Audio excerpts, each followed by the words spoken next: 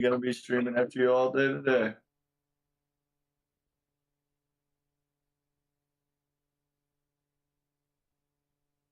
I don't know if I'll be awake for it, but I'll be there. I'm on my Any buffs today? depressed binge eating spending arc. I don't know, but I am, apparently. Yeah, sunlight.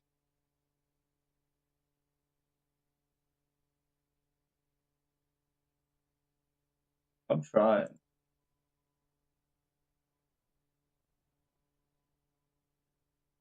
Well, no. They've already killed it.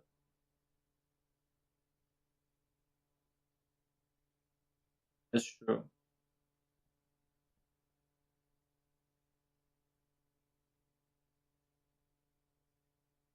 Maybe Ash needs to log in and hunt in about an hour. Gotta choose my words wisely here. I did not have a cup of that today. I instead had a cup of soreness from a workout that I incorrectly did the other day. Told you to jerk it the wrong way. I miss cup. Oh. They're fun.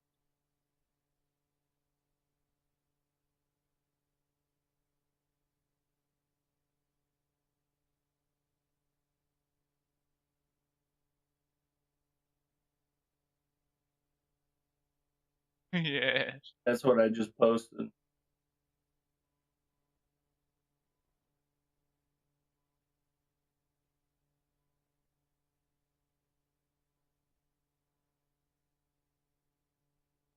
I mean, the first thing that came to my mind was the fat chocobo.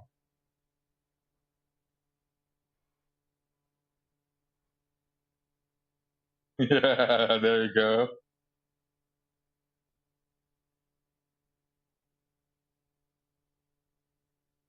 That's a lot of chocobo, bruh.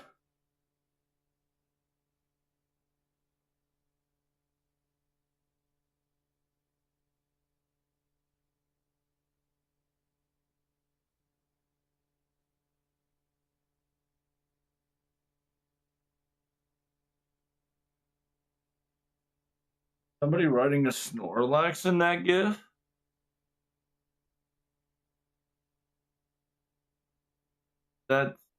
That's a no face, whatever that is.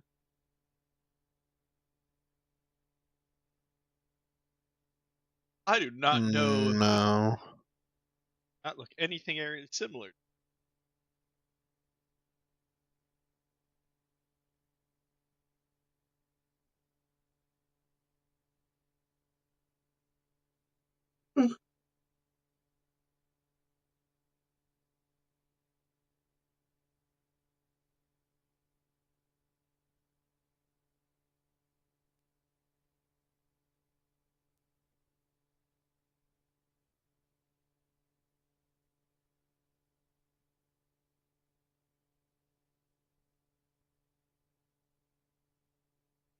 Sorry, It's weird that we're hearing that, but they can't hear that. To the beat, and you just going with it?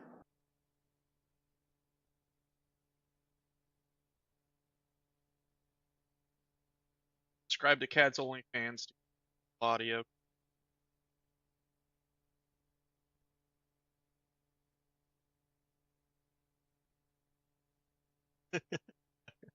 Actually, yo, Twitch, you didn't. Thank God Twitch can't hear that. Holy shit, dude. You spoke some evil in the mouth right now, and you're live, by the way. Thank God you were muted on that. Holy, they would have clipped that shit and send it to the Gathering Hub, and they'll be like, thumbs up.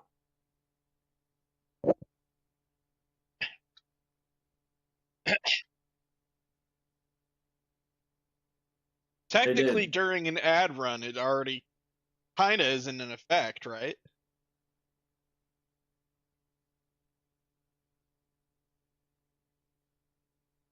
Hell yeah. Come. Wasn't the maximum like 40? Yeah, it's disgusting, dude.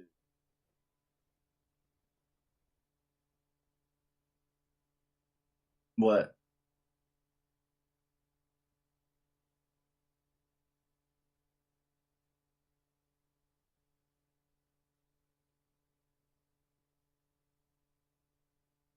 Like,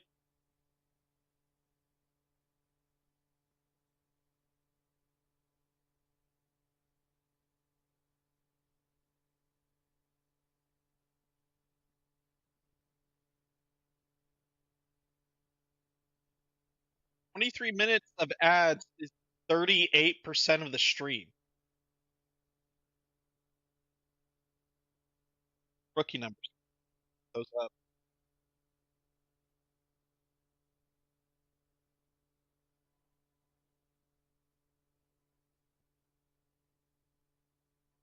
All right, Alright, later. Have fun. では、前に出ます。 Okay, sorry about that, chat. How's everybody doing? We were,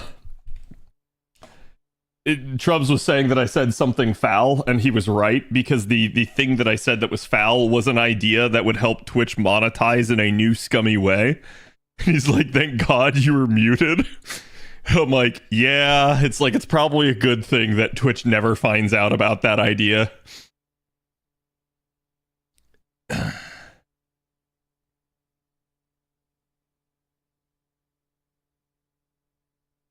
Okay, chat. Give me 1 minute here. I gotta do my social media.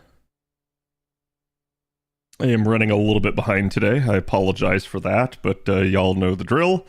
Basically got like 11 more days of tax season, which next week is hell week for me. So I'm just gonna go ahead and warn y'all, like, next week it's very likely for streams to get canceled. Because I just may have to work late. Like, I will try my damnedest, but I cannot promise you guys.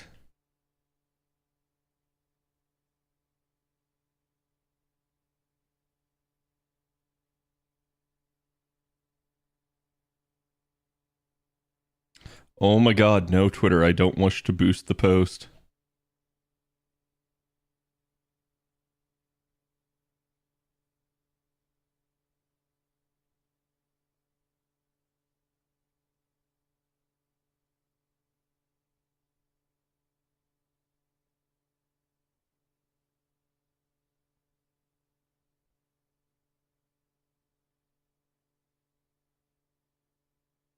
I got too many tabs open. Holy crap.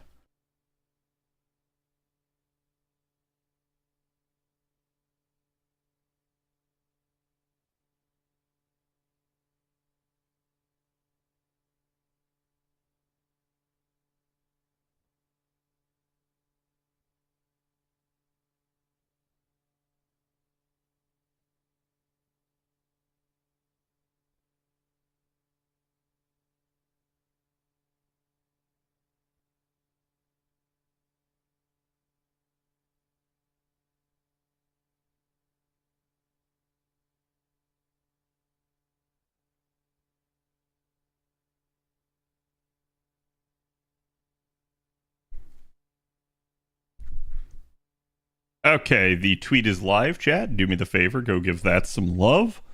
I'm grabbing the sauce for y'all today.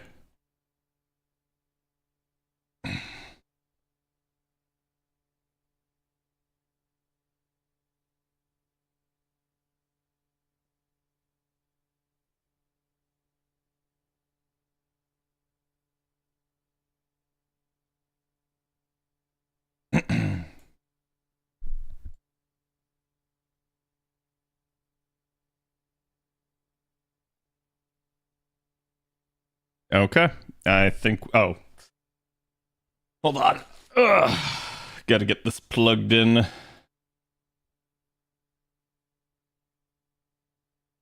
Is this someone singing, or is this just someone saying words? Okay, he is singing a little bit.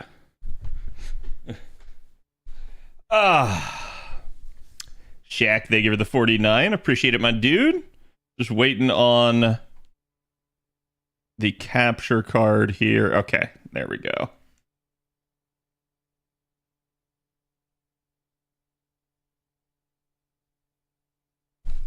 Hello, everyone. Here is today's artwork. Do me the favor, go give them some love. As well as, like I said, I got the tweet out. So help me out with that too if you guys get the chance. Today was a long day. I had to be part of a couple of meetings. I had to so I don't remember if I told you guys this Wednesday. I don't No, I don't think I did because I don't think it had happened to me yet. So Thursday chat, I got text messages from my city. I got phone calls from them, and apparently my city has a boil water notice for the next 48 hours because of an incident that occurred. And I was like, what do you mean incident? So it is what it is. But in the process, I have had to get bottled water and drink that instead. Like right now, I'm actually drinking Dr. Pepper without any ice in it. Because I'm sure my ice is fine, but I literally don't want to use it so that it doesn't replace the ice that's in there with like shit ice, right?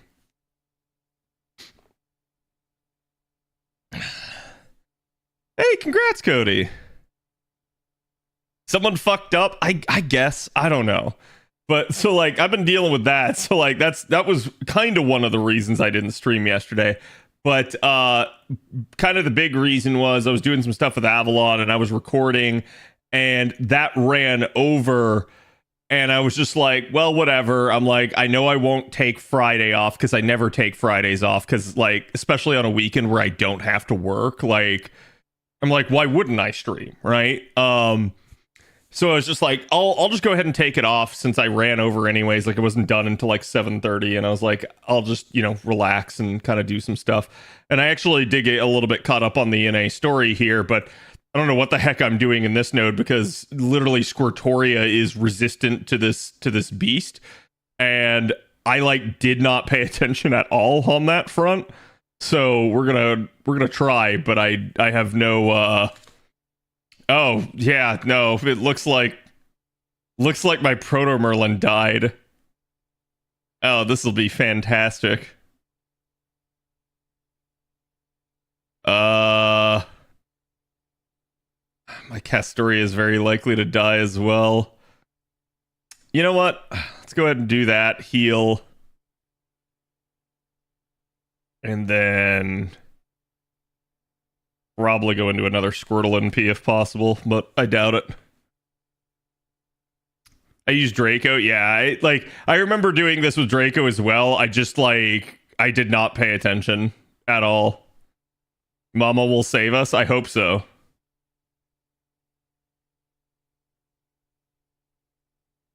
Had power out from Sunday until yesterday. Oh wow, that sucks.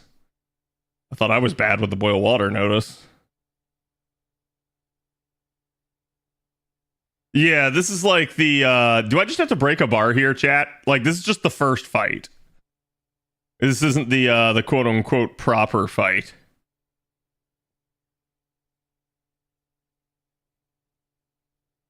Yeah, first bar. Okay, sweet.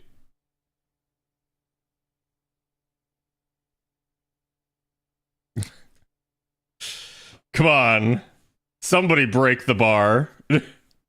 I didn't take any kind of like invuln pierce in this.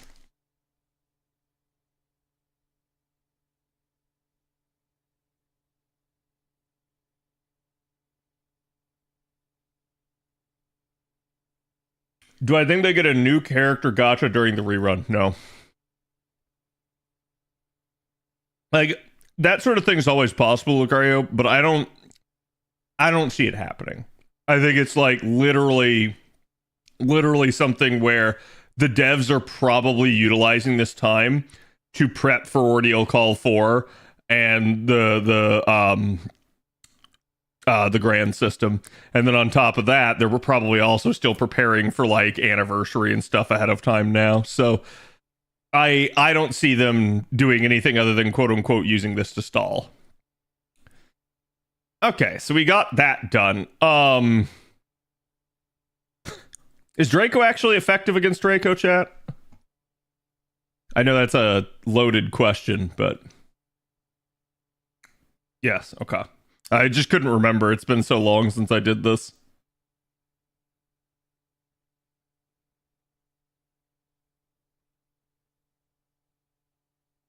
Is it just all dragon units? See the previews for Rivals Season 2. Figured you'd love Emma. I really like Emma, however, her face is kind of weird to me. It's almost like they went, like, kind of masculine with the face. Like, at some angles, she looks perfectly fine, and at others, I'm like, what did you do? Why does she have such a, like, robust chin? I'm no one of consequence. In fact, I'm not even human. Damn. Then who are you?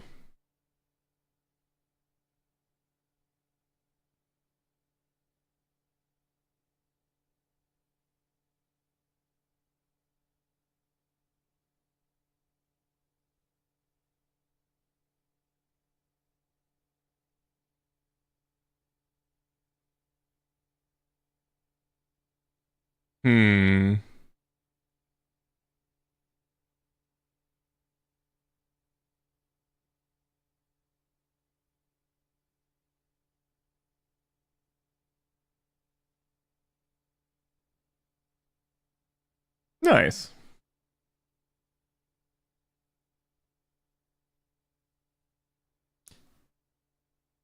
Yeah, this kind of sucks given that we know, like, that the Hakunos are coming out on JP. Like, so at that point, like, because I remember when this happened on NA, like, or sorry, on JP, this was like, everyone was like, oh my god, what? Like, what? Is that who I think it is? What? Like, so this is one of the first real hints.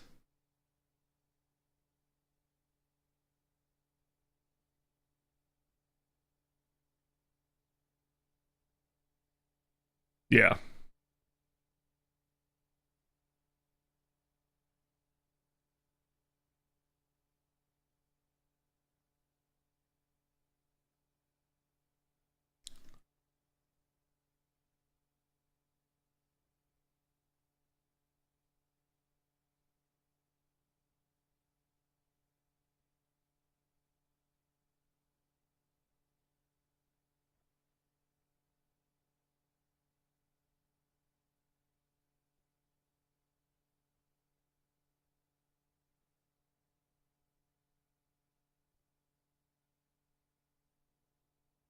It's okay. I've had plenty of yandere beasts trying to kill me before.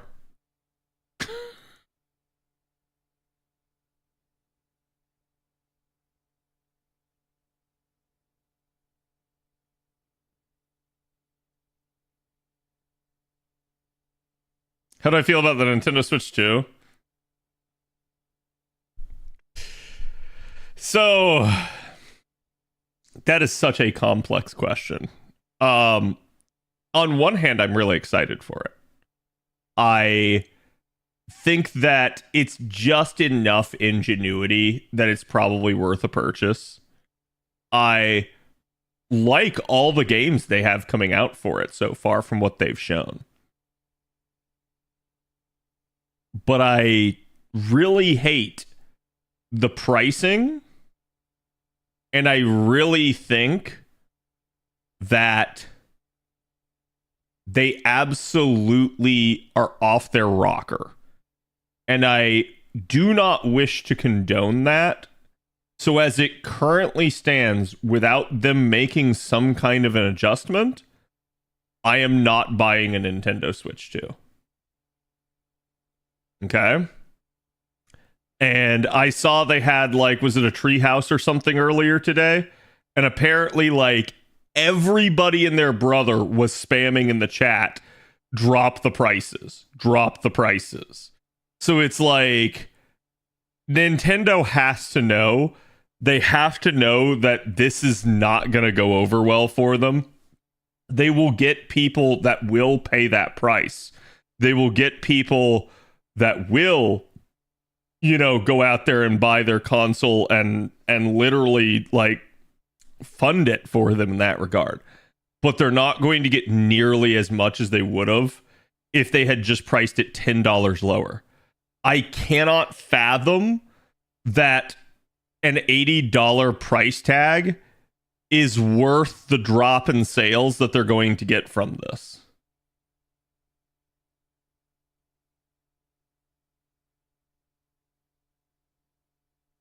Yeah, I'm not that upset about the console's price.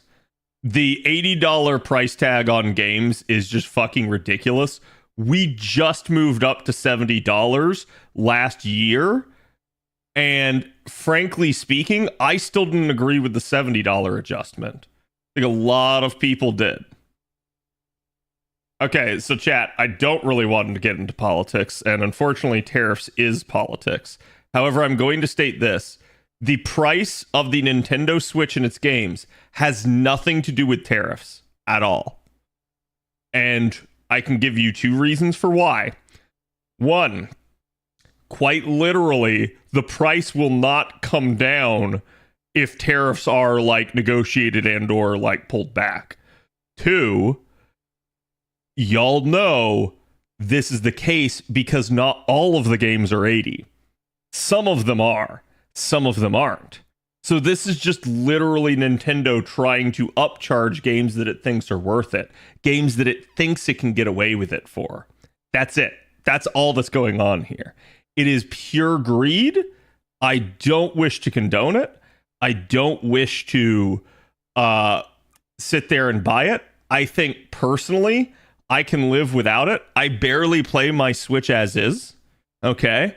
And one of the things I was hopeful for was a new Mario Kart, because since the original Mario Kart came out on the Wii U, and then they quote-unquote re-released it for the Switch, I never bought it. Because I said, no, this is like you just trying to, like, inject it with a bunch of, like, new life, but it's an older, like, an older iteration of the series. And then they never ended up coming out with a new version of Mario Kart on the Switch. So I knew Switch 2 is going to have it. So I was looking forward to that. I was like, okay, you know, I'll probably finally get Mario Kart again. And then I saw that and I'm like, no, I'm not paying that price. Now, to be fair, the bundle absolutely makes it like $50. So in that regard, I would be fine buying that. But here's the thing I have to ask myself, chat.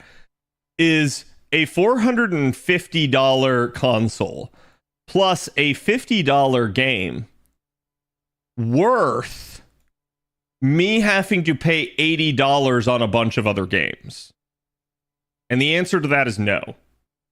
Like, because I know what'll happen. I will keep looking at that $80 price tag and I'll just go, I don't need it. Now, this is going to sound hypocritical. I'm sure some people are going to look at me and be like, Cad, you're a whale. You spend a shit ton of money on gacha. You're right. I do. I hate that I do. I'm dead serious about that. Like, this is one of the reasons that I don't play other gacha games.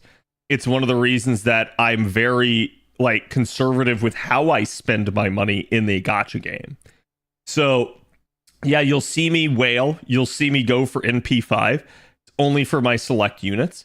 And I really, at that, like, after that point, it's basically only NP2 at worst. And even then, most of the time, I just don't. So, like, for instance, chat, I spent over 3,000 quartz twice already this year.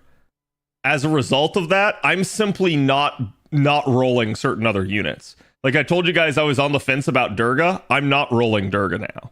Like, I finally just came to that decision. I said, no, I don't need her. It's not worth it. It's literally just going to be one of those deals where like I will roll for her and then I'll feel the need because I rolled for one copy of her to roll a second copy because she's going to suck in comparison to some of my other archers in the meantime. So I looked at that. I just said, no, it's not worth, right? Like, so that's me just tightening my belt and pinching pennies. But yeah, it's like the $80 price tag. It's like it's the price of a pack, right? So why is that like so bad? And I'm like, I'm gonna be honest with you, it's not. I could absolutely afford $80 games. It's the principle of the matter. I refuse. I will stand on the principle. I don't need a Nintendo game that bad. And frankly speaking, if they want to continue to keep it at $80, they can do that. If I actually feel the need to do so, I will pirate it later. That's it. Like, if I actually feel like, man, this is such an amazing game. Like, so chat, for what it's worth, at the moment, I'm also not getting Metroid Prime 4. Just, like, I want to see what happens with their pricing. I literally am not going to touch this, even though I could get that for the Switch. Like, that's how upset I am over their entire, like, pricing debacle at this point. Now, part of that I could say is, like, the internet whipping me up into a frenzy a little bit. But the other part of that is, like, me just saying, no, I think this is the hill to die on. Enough is enough. I'm not doing this. Yeah, so it's really funny because I see people all the time that like they'll try to defend developers and they'll be like, hey, the price of games hasn't risen that much. Whereas the cost of games has. Chat, the cost of games has gone up.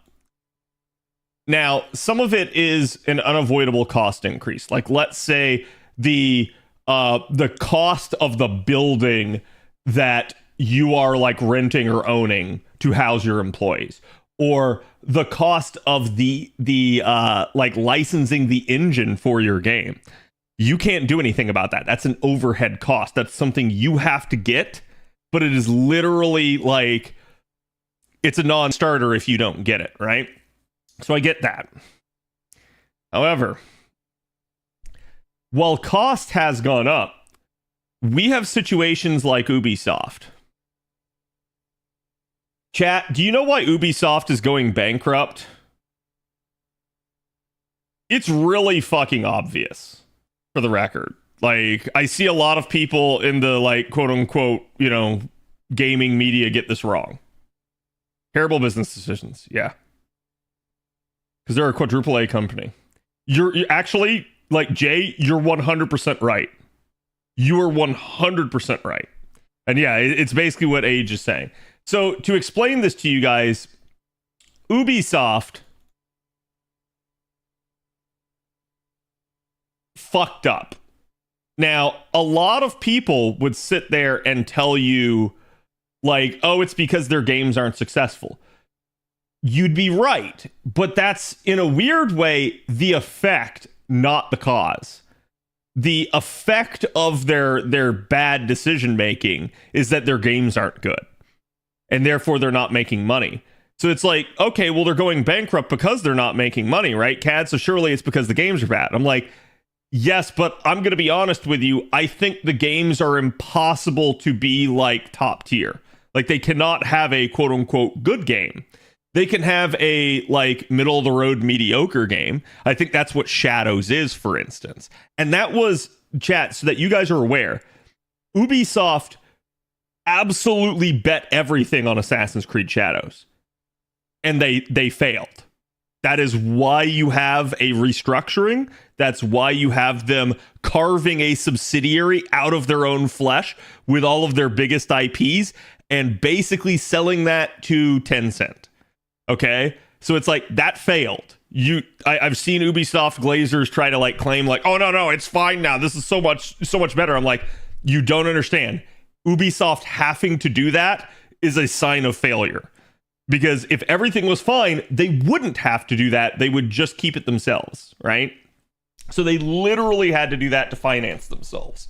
So that tells you that Assassin's Creed Shadows, as much as people want to claim that it is a success, It is not. I already talked about this before. They quite literally need something at minimum of like 10 million in actual sales in order to break even. And that's me, like, again, being really conservative with the guesswork here.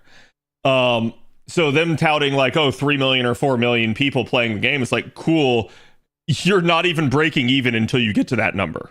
Because keep in mind, chat, they keep telling you players and not sales. The reason that's significant is because 4 million players or 3 million players, whatever the last number was that they said, means that some of them just paid the like $15 like monthly Ubisoft fee to rent the game in effect and immediately canceled. That's it. So it's like they didn't get the full $70 out of that. So that's why the number's at like 10 million instead of like 4 million. They absolutely need way more because people are doing that tactic. Wait, that's only $15. Yeah, exactly. So, anyways, winding that back. The reason why Ubisoft is not successful with this is because they literally, I think I saw someone in chat say they have 8 studios. That's incorrect. They have like 24 studios around the world. That's the entire reason why Ubisoft is going bankrupt. They have way too many fucking studios, way too many fucking employees. They absolutely think that they can operate on a just-in-time manufacturing model, which works in manufacturing. It does not work in coding, where the idea behind just-in-time, chat, is that you take disparate parts and you assemble them all in one place at the time that they are specifically needed. So the idea would be that you have different studios working on different parts of the game and it all comes together perfectly and seamlessly. That doesn't fucking happen, and we know that. You can have different studios working on games, but generally you're going to have to give them like much, much smaller projects, and you're going to have a main studio working on the lion's share of the game. Ubisoft doesn't do that. They instead hand it off from like studio to studio, quite literally as the globe turns. I've seen them talk about this before in one of their older interviews. And I remember thinking about it back then when I read it. I was like, that's stupid. There's no way that'll work for them. And here we have years later, Ubisoft basically being like, hey, we're getting crushed under our own weight. And it's like, yeah, that's why. That's why when you had something like Skull and Bones come out, everybody wanted them to make a bigger, grander Assassin's Creed Black Flag. Just take out the Assassin's Creed part, put in just a bunch of like pirate and naval combat and stuff like that. And what's the one thing they missed? They missed having actual on deck like pirate battles. Like how do you make a pirate game and there's no swashbuckling? How do you make a pirate game and there's no boarding an enemy ship? How do you make a pirate game and there's no swinging from the rafters? Like, quite literally, that just tells you the left hand didn't know what the right hand was doing. Any idiot that played that game could have absolutely told you that was a problem with it, including their own devs. Their own devs absolutely knew that, chat. But they had to deliver. They were under the gun, under a time limit, especially because apparently in that case, like the Malaysian government had granted them money and they had to pay it off. So they literally had to launch Skull and Bones, despite the fact that it was just a crap heap that had been worked on for 10 years for multiple millions of dollars. And they knew it wasn't going to work. So they just launched it and got it out there and they tried to make the best out of it, but it didn't work. But that's the entire reason why you ended up with it in that state. There was no creative vision for the game. There was nobody that was overseeing it all in its entirety and saying, this is how it needs to be. That's the only way you end up with such a like ham-fisted, half-assed project like that. It's just quite literally the left hand and the right hand not cooperating with each other. So that's the issue that Ubisoft has. Ubisoft has way too many studios. Ubisoft has way too much actual cost in developing a game. And the example, chat, is you have Assassin's Creed Shadows. Okay. And Assassin's Creed Shadows changes up the formula a little bit. from the prior games. Like, I'm going to give it some credit. They do some new stuff. Chat. For reference, Starfield cost $200 million to develop. Starfield added never before, like, done on Bethesda's part, like, ship and space combat and stuff like that. Starfield added entire planets and things like that. Starfield added ship building and, like, getting all of that to function within their physics engine as one coherent object. Like, Starfield had a whole bunch of new systems, right? And people can say what they want about, like, the quality of the game or whatever. But when I look at a $200 million price tag on Starfield, it makes sense to me, right? Like, because, okay, they did a whole bunch of new stuff. Regardless of how it turned out, I get why it cost them that much to overhaul so much of it. For reference, though, that was Starfield. How much did Assassin's Creed Shadows cost? $300 million. It cost $300 million to make. And it quite literally uses the exact same engine as all the others. It quite literally uses most of the same mechanics as all the others. How the fuck did it cost them $300 million to make Shadows? I'm sorry. That's just ridiculous. And that tells you that's the problem. Right there. Their overhead is so fucking much that they can't make a game for under $100 million. They're literally just getting crushed by the cost of creation of running their bloated ass studios. That's the issue. Paid them historians at the yeah. I mean, and like, you look at that, it's like, man, that didn't work out for you. If anything, that cost you money. Like, so I look at that sort of crap and I go like, yeah, it's painfully obvious to see like why something like Ubisoft is having issues. And then as we rewind this all the way back to Nintendo, you can look at Nintendo and say like, what's going on with Nintendo? I don't know, but somehow they got greedy. Now, I did hear an interesting story. So you guys know the the game they're launching with the Switch 2 that's going to be paid, that it's like, oh, it's a tech demo for their thing. Apparently back in the day, in order to get Wii Sports on the Wii for free, Reggie had to go to the Nintendo president at the time and beg him to make it free. And the Nintendo president absolutely did not wish to do that because he literally was like, no, we should get paid for our hard work. We're not going to give it away for free. Reggie won, and Reggie's decision was absolutely right. 100%. It's one of the reasons why people loved the Wii. It's one of the reasons why everybody thought that was such a great product and why everybody has played Wii Sports and why everyone loves it. It's because back then they were trying to sell an unknown concept to people, and Reggie was like, if I give this out for free, they'll all play it. And it will convince them firsthand without them having to spend $1. He realized that recognition, that idea was worth infinite amounts of money. And you can see how it didn't help the Wii U later, right?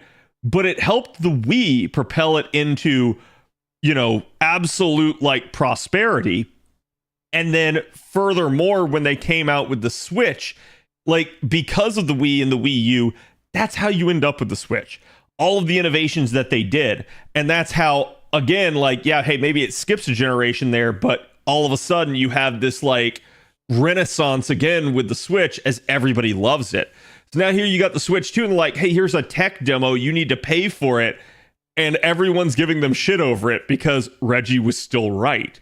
Years ago, his idea of, if you want people to be able to understand this new thing that you're doing, you need to do it for free. You need to give it to them so that they're going to experience it at no cost to themselves. They get a sampler for everything that is to come. It's kind of like giving out a free sample at a like food court or like a bakery, right? The idea is they get that little nibble and then they want to buy something.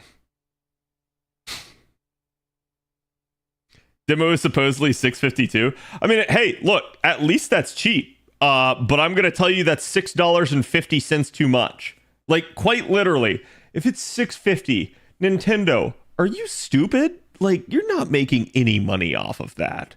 I guarantee you that cost way more than $6.50 to literally just code all of that. So, like, you're not getting anything out of it.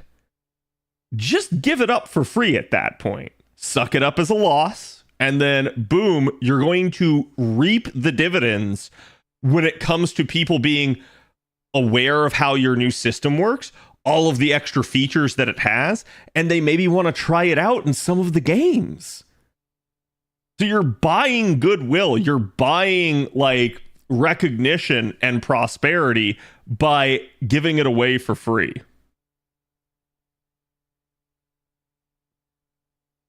It's not Astrobot. Yeah, I know it's not Astrobot. But see, it's really funny, right? Because Astro's Playroom was also given out for free. So it's like, and what's hilarious to me is they were copying the Wii. They were copying Wii Sports. Sony realized that. They said, wait, if we do this for free, this will get everybody to like our new system. And it was smart and it worked. I mean, to a degree. I think the issue that they had with the PlayStation 5 was that people couldn't get their hands on it due to scalpers.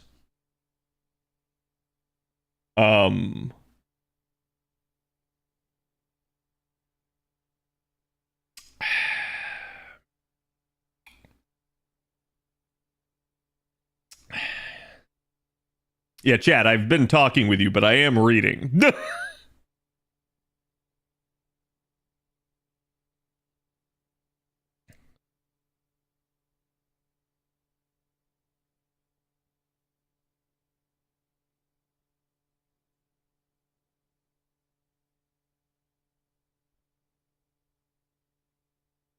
Boob, yes. Thank you, Jens. Did you see the Japan-only system is $100 cheaper? To be fair, I've seen a lot of people make a big deal about that and be like, oh, it's like tariffs and stuff too in that regard. And it's like, you guys got to understand, that's actually a pretty frequent practice. Like a lot of the consoles are cheaper in Japan. Like that's just a natural thing. I'm not sure if it's all a just like, hey, we don't have to ship it overseas, or if it's like, hey, we actually like legitimately get a like stripped down version of it. Like something tells me that the Japanese version is also like, I don't know, in some way doesn't have like all the extra bells and whistles that maybe the like overseas markets want. It's region locked, yeah.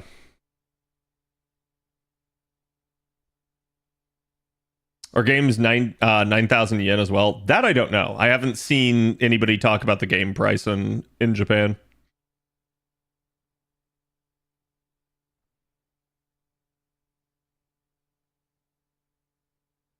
I think Nintendo is getting prideful with the Switch 2 after how good the one sold. Well, I think what you're seeing too is that the people that maybe made the good decisions that like helped Nintendo prosper in the past are not like doing so again. Applause, please. Clearly, chat, what we need is we need a Lady Gaga song.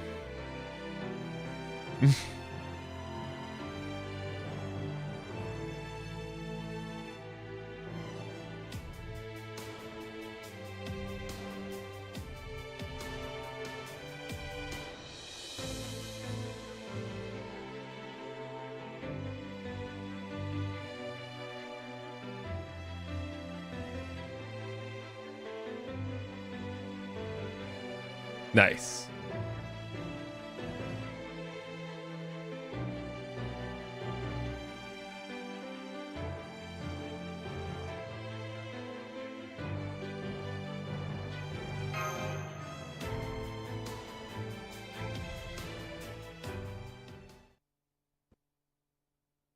Okay.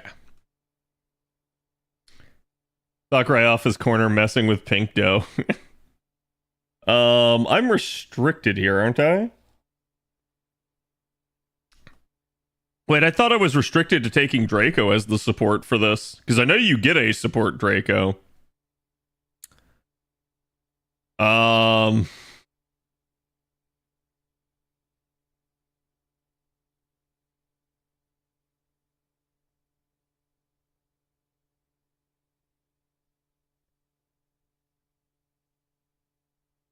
Merlin, trust me. Yeah, I know. That's kind of what I was sitting there thinking.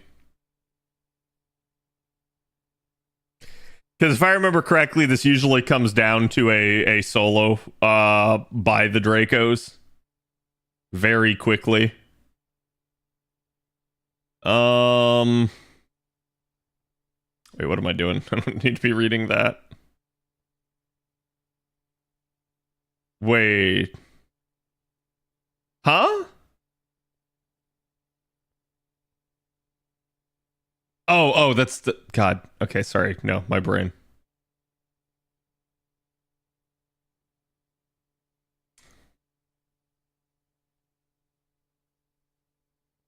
And I think I have to actually do the fight. Yeah, it's sealed. The fight is not hard. It's harder than most people give it credit for. This is the fight that I do remember. I probably don't want event bonus.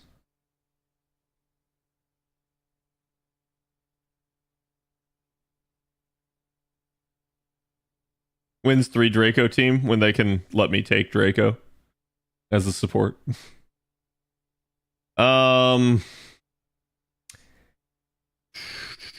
Chad, is it dragon enemies or dragon people that do more damage to her?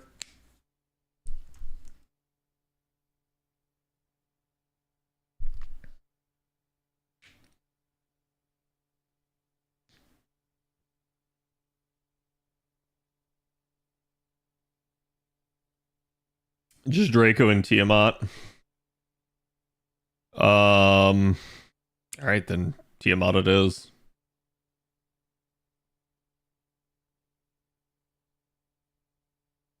Omega lol.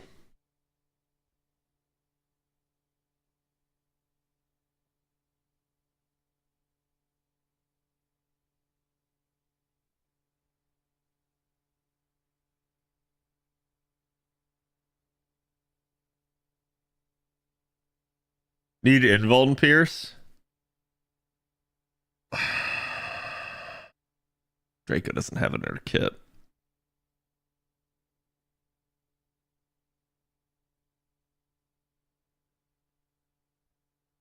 Yeah.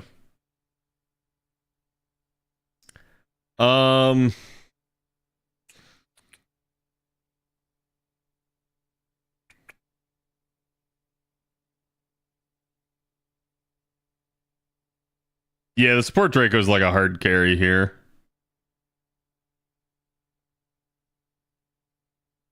I mean, I can just give her the...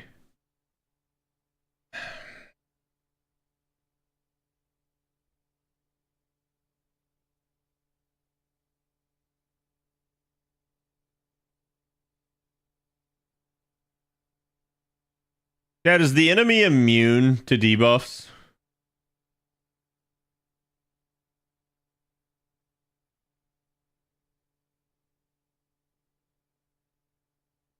So I can burn them.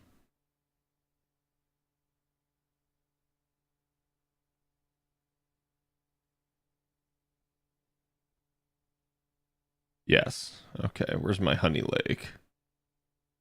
Too many level 100 Cs. Hold on. There. Yeah, that's exactly what I'm gonna do. Like, the other one gets me NP damage and NP gain. This just gets me constant, like, 40%.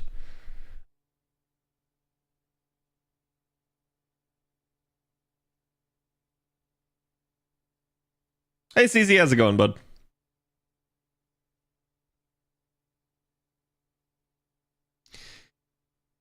My first attempt ended when support Draco died. Yeah, basically support Draco is the hard carry here, like I said.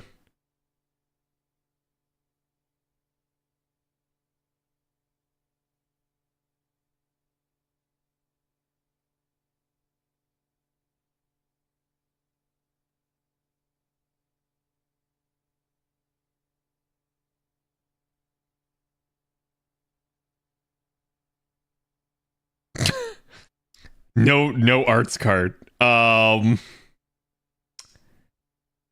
think I delay that because she's probably gonna die pretty quick.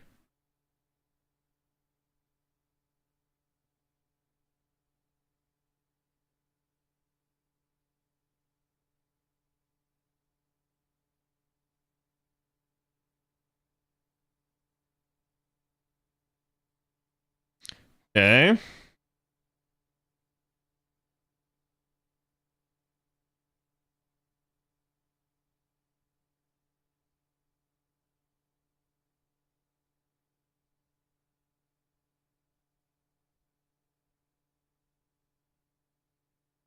Let's go for another stun.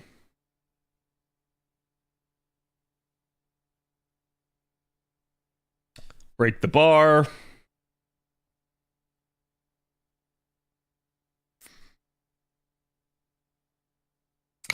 You would fucking drain. Assholes. I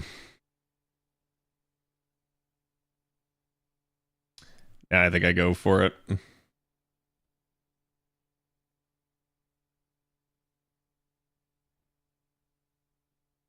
I remember correctly here, the last bar is the doozy.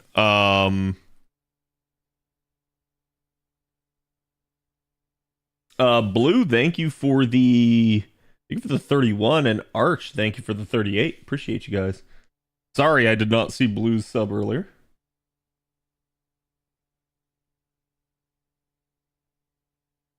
$530 for the console and another okayish Pokemon game. Yeah, that's like I didn't see myself like at $80. I'm like, man, I'm just not gonna like purchase a lot of this stuff. I'm just gonna end up trying to delay the Noble Phantasm from this thing.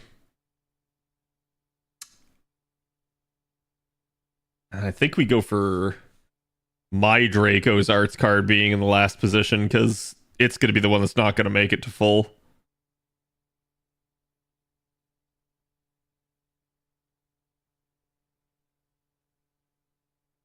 Yeah, there's the burn. Yikes. Dude, even with the invuln, holy shit.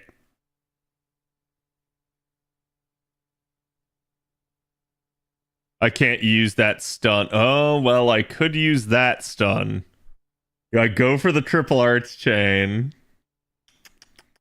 I'm probably going to bar pop here. There's a buff purge, yeah.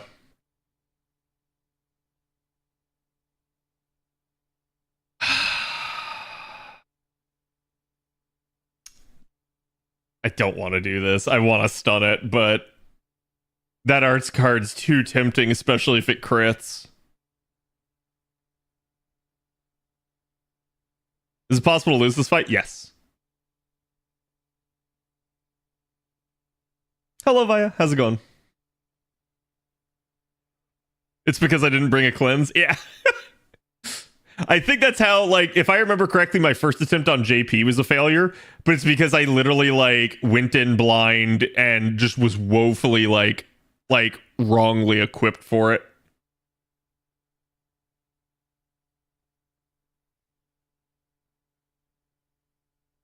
Ah, 96.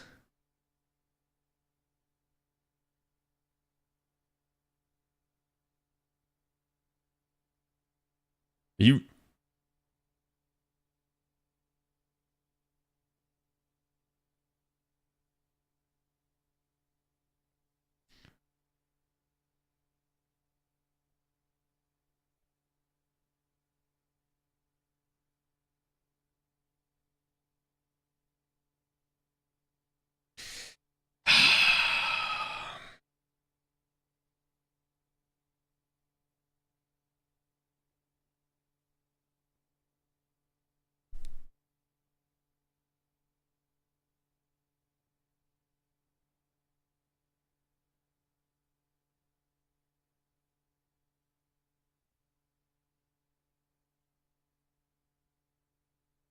Oh, and I didn't get the stun.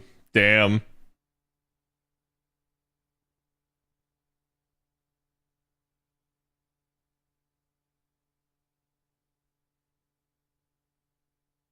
My Castoria should be able to live for a little bit.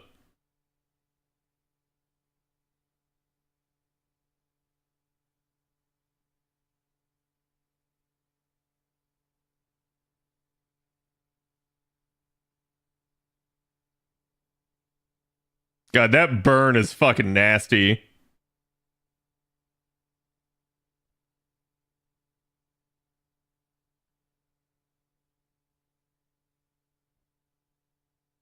What the actual piss, dude?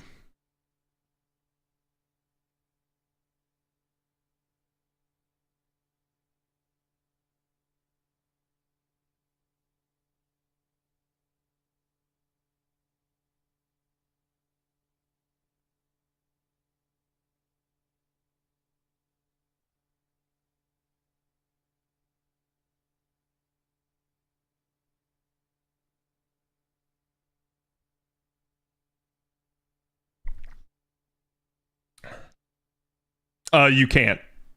Like you literally cannot NP the same turn as a seal, even with a cleanse. I know it like it's like, oh, but why can't you? You're gonna cleanse it. It sucks. That's just the way it is. Okay, now I've got something here. This is such a trap.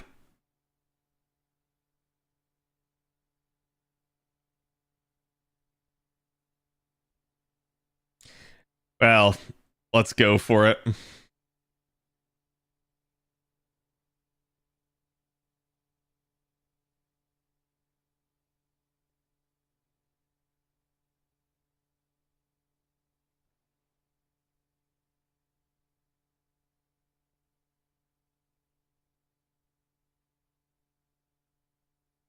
I maybe should have gone for the other Draco stun if this doesn't somehow kill.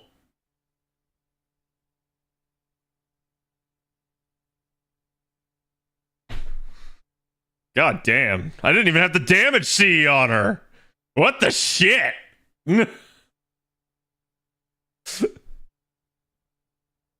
What's your opinion on Kirby Air Rider being a rival to Mario Kart? Will it be? Like, I don't know the first thing about Kirby Air Ride other than I've heard of the game before, and I know there's a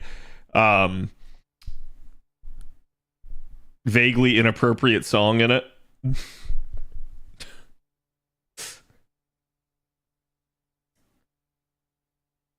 Cross, thank you for the 1 year. Appreciate it, my dude. Chat, can we get some love for Cross 1 year Annie?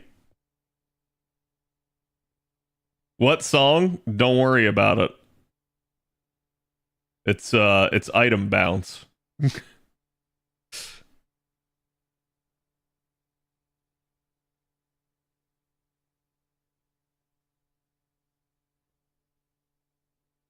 Is Honey Lake too strong? Yes.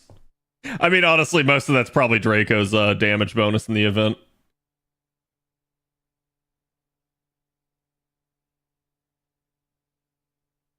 We plan to pre-order the Nintendo Switch? You guys can.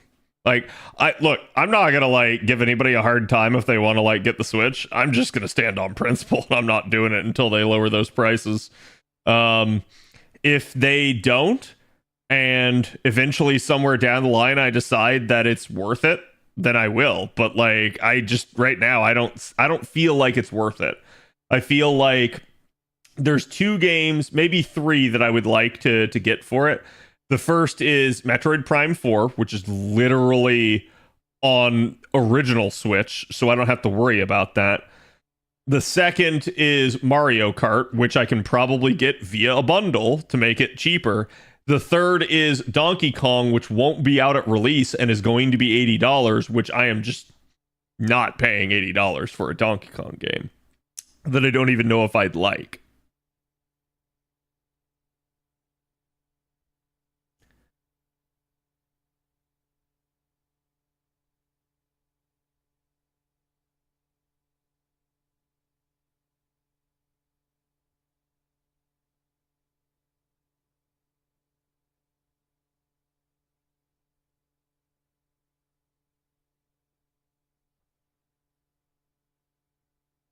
Got him.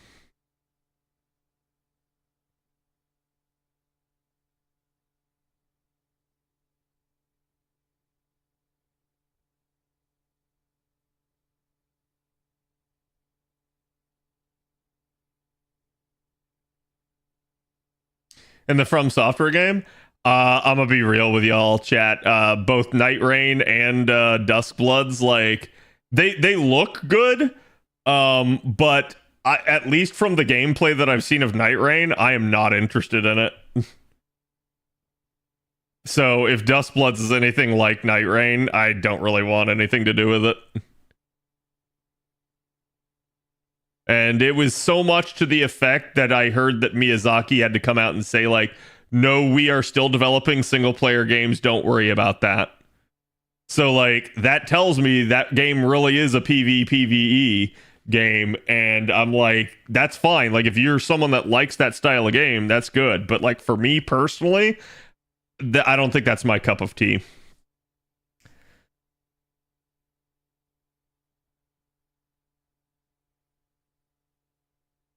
Wait for Dustblood to go to Steam. Yeah, I mean, they said it's Nintendo exclusive, but I don't know. Like, I get the feeling it's Nintendo console exclusive, and it probably will eventually come to Steam years later. But I don't know. Like I said, by that time we'll already know if it's a good game or not. No, Nintendo, it never will. Yeah, that's true. I also like how it showed 3 St. Court's Git, but it was grayed out because I already got it. I hate the PvP in Elden Ring. I actually don't mind the PvP in those games too much. I don't want a, frankly speaking, Battle Royale-esque game.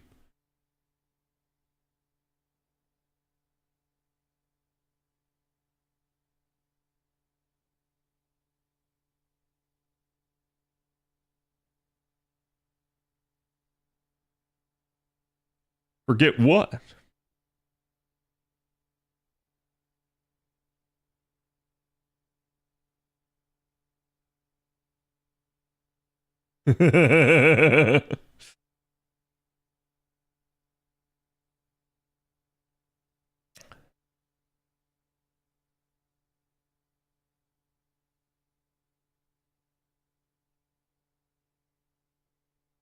Is puberty messing with your hormones?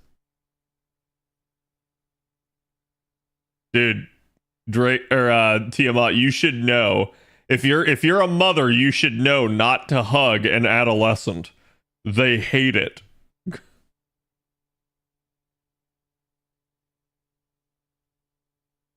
See?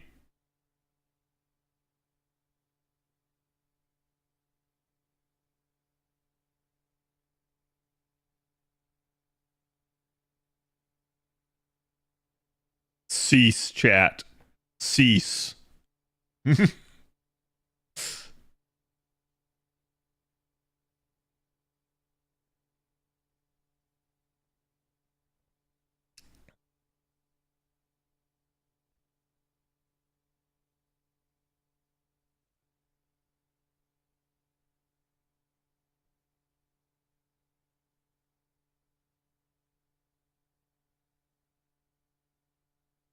An unqualified victory for you? Yeah, I'm sure. You were the reason that we won.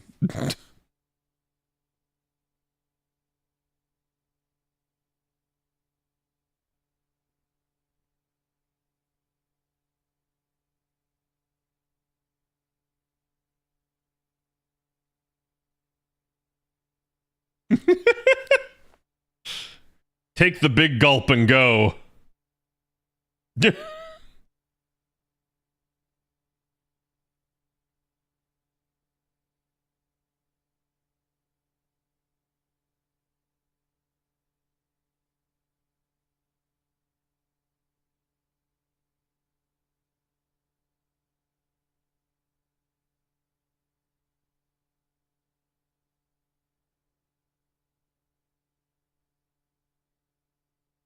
Way more of a Gouda Gouda S story out of this event? Oh no, this event's pretty epic. Eat mushrooms. God, she is a gremlin, dude.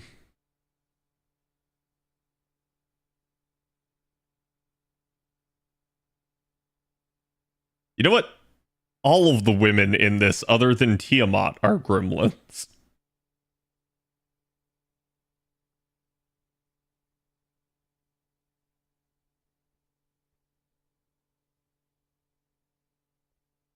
Especially if another beast is acting out. Mother will make sure they're punished properly. I don't believe you. Given JP events.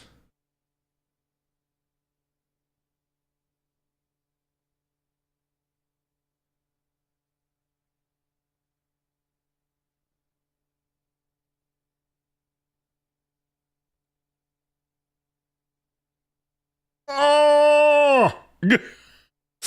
God, the flashbang. What was that? Don't fade into white like that. Holy shit.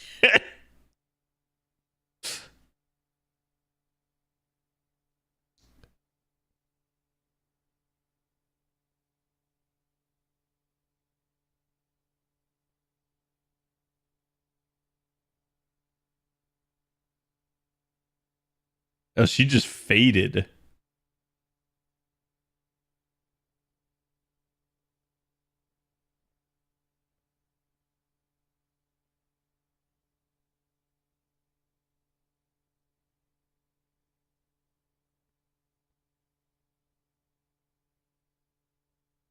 Omae wa mo shinderu.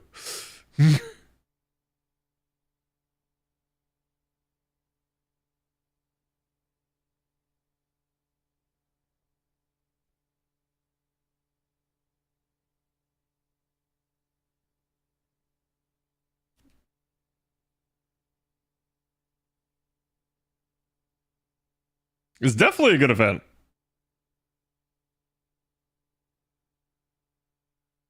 This made me remember Fate Extella. Well, hopefully it was a positive remembrance. The illustration was so good. It really was. Like, again, I actually really like what they did with the event here. This is definitely, as far as event stories goes, is definitely one of the top.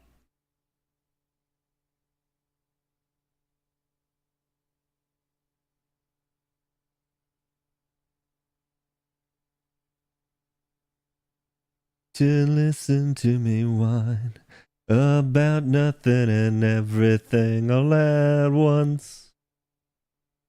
I am one of those melodramatic fools, neurotic to the bone, no doubt about it. Sometimes I give myself the creeps. Sometimes my mind plays tricks on me. It all keeps adding up. I think I'm fucking up. Am I just stoned? There you go, chat. You guys got some actual... See, part of the problem with people expecting me to sing on stream is sometimes you guys song request stuff that I don't know the lyrics to. Who said my life's a bore?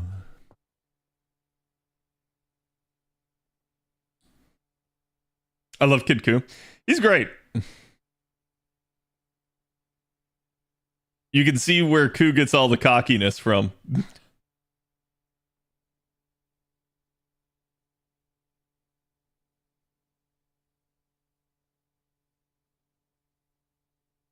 You won't sing Nickelback?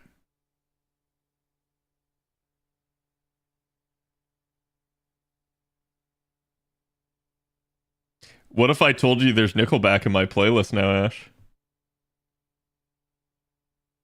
So I better hold on. Doom, doom, doom, doom, doom.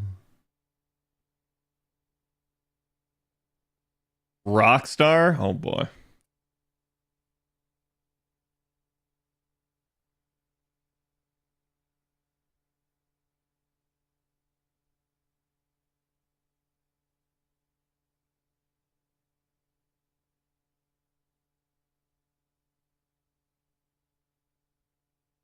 I find it funny that it's like, oh, it's the childhood me. It's like the childhood you is a beast. Am I just paranoid? Am I just stunned?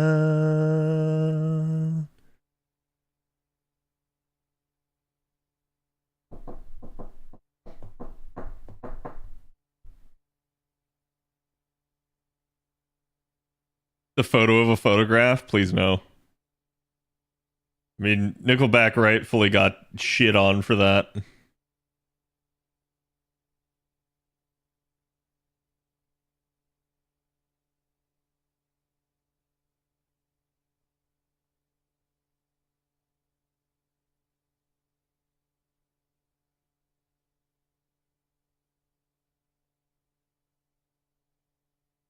See, the issue with this song is, like, I have this album. The issue with this song is, I just don't care for this song that much.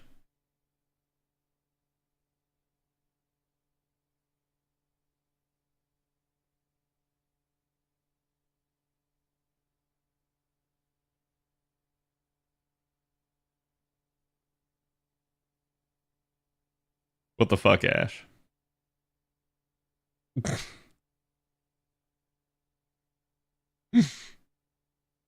Song was way overplayed back in the day? Yeah.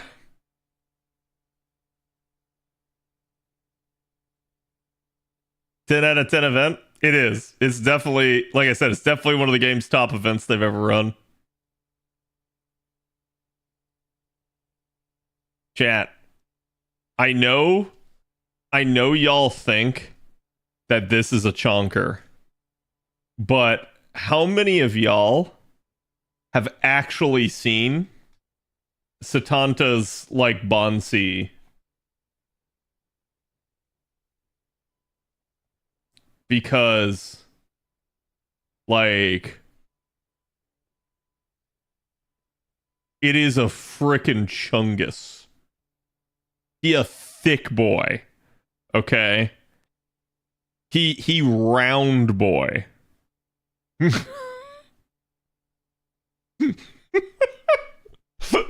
I fucking love it. The Bonsi is just great. And it's called Growling Puppy. Like, what the fuck, dude? I need to get Satanta to Bond 10 just for this. He is him, yes. It is he who borks in the night.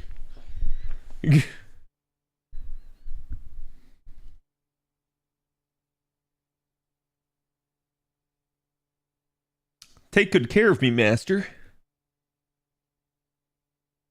Getting Satanta to Bond 10's hard. Yeah.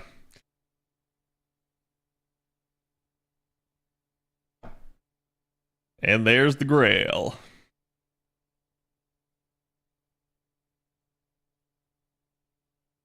Okay, finally I can do the 90 plus and actually get my AP spent down right before we cap out. I don't know what this is, but you know what, chat? There's a fast way to do it.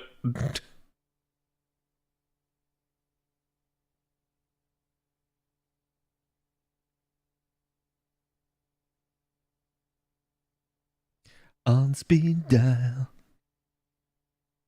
I wanna be a rock star. Fine, you got a little bit of song out of me.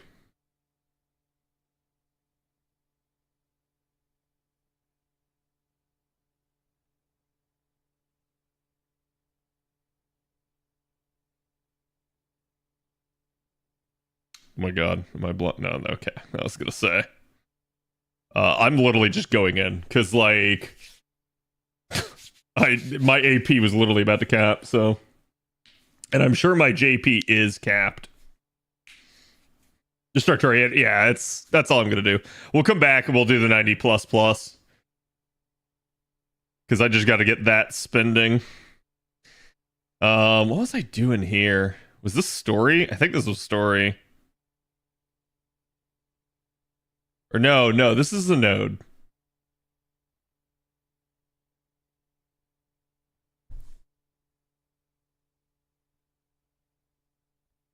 I did support Castria Draco Satanta. For what, Field? Talking about the 90 plus plus? If I had a nickel for every single target Quicksaber welfare, you would have a nickel.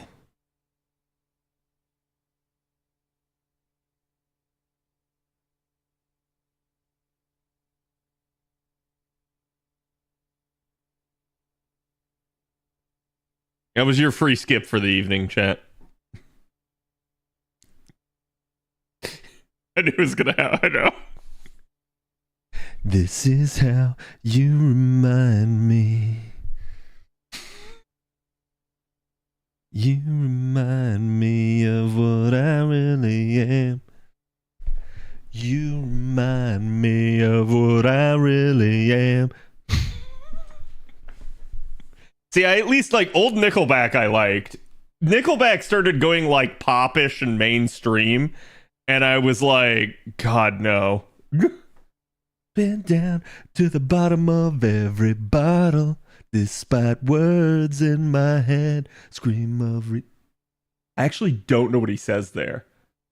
Scream of something and forget, I think.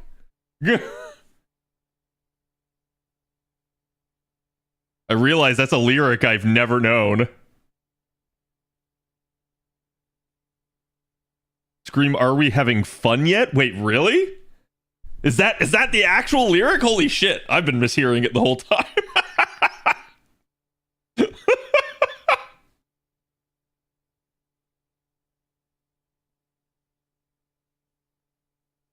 Say sorry. Mistaken for having you a heart worth breaking. I've been down to the bottom of every bottle, despite words in my head. Scream, are we having fun yet? There you go. I guess it does fit.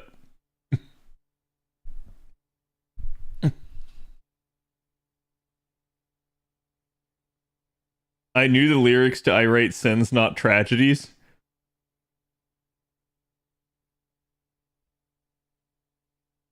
Huh? Talk about the new Evocation yet, or should I call it Pilgrimage now? No, just call it Evocation. Fucking A. I don't know why they're calling it Pilgrimage. They're so stupid. No, we hadn't really talked about it. It's weird, okay? So chat, we just had an Evocation Fest last month on JP. We know there was an Evocation Festival coming up literally at the end of the month, probably during the tail end of this event. And we just got an Evocation Fest right here.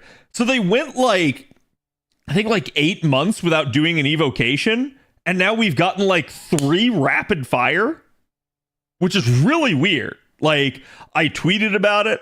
I posted on YouTube about it. Nobody seemed to give two shits. But chat, this is an actual strategy shift on their part. This is way more important than I think people are giving it credit for. This is them saying no to FOMO.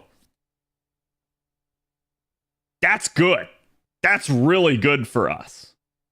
So I'm really surprised that they are making that shift. I did not think they were going to.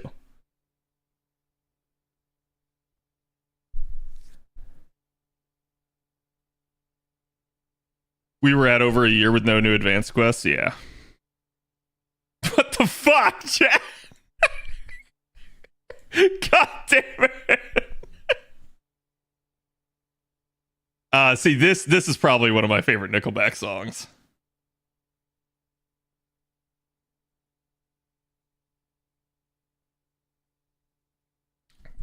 I don't know if I can sing it, though. I don't know if I remember the lyrics. It's just a fun song, though.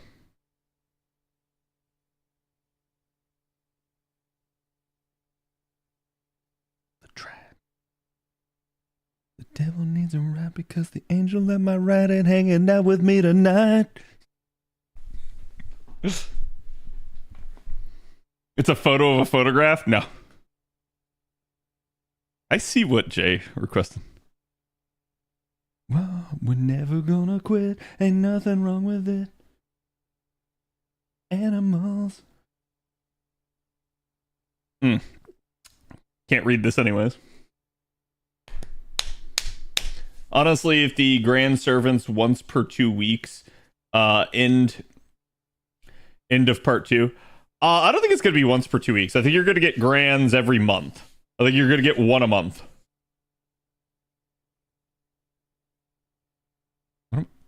I literally just skipped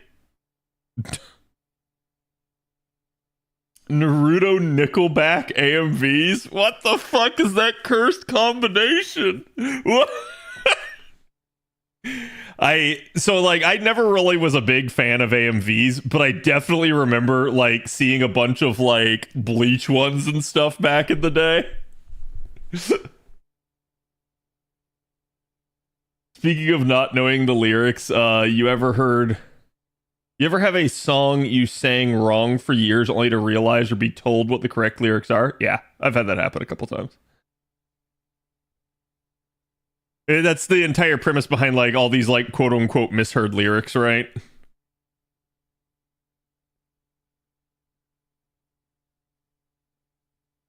And that was when she started screaming, "That's my dad outside the car."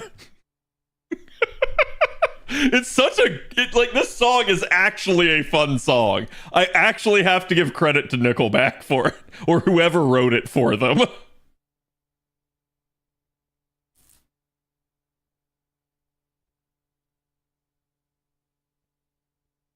Our teacher didn't know the lyrics to Pumped Up Kicks were about a school shooting. Yeah, Pumped Up Kicks is like one of the really like bad ones where it's like it sounds completely innocuous, and then when you actually start listening to the lyrics, you're like, "You said what? What did he say?"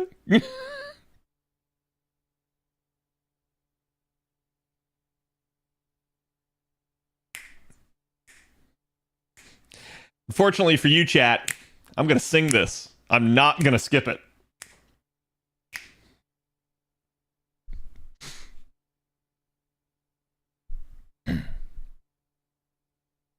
We're no strangers to love.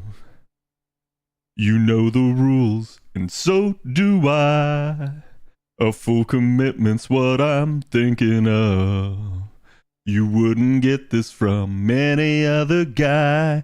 I'm just trying to tell you how I'm feeling. Never gonna give you up, never gonna let you down, never gonna run around and desert you, never gonna make you cry, never gonna say goodbye, never gonna tell a lie and hurt you for so long. Try to say it. God, I can't believe I've forgotten the lyrics to this. Because, like, I listened to a 10-hour loop of this once. If you ask me how I'm feeling, never gonna give you up, never gonna let you down, never gonna run around and desert you, never gonna say... cry, never gonna say goodbye, never gonna tell a lie and hurt you. What is wrong with you? The song is good, but 10 hours? Chat. If you ever wonder how anybody could ever possibly listen to something for 10 hours straight, you have not worked a boring ass desk job. That's all I can say.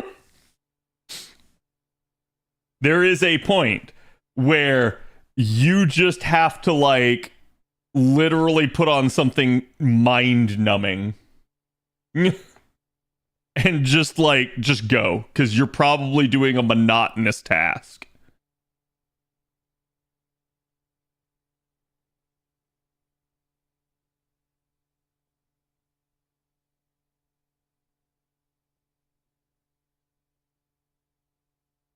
I still go back to my 10 hours of elevator music sometimes.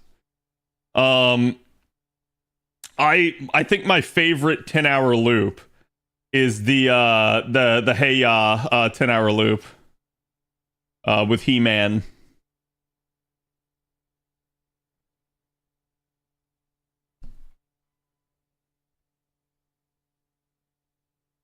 I see Ash knew enough not to skip.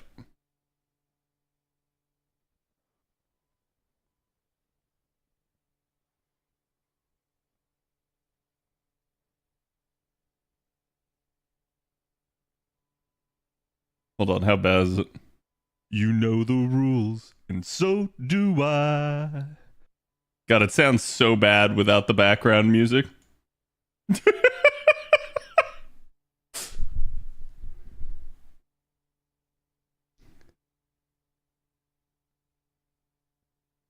I feel bad for everybody on the YouTube side. I'm sorry. You don't have the music to hear the context for what I'm singing to.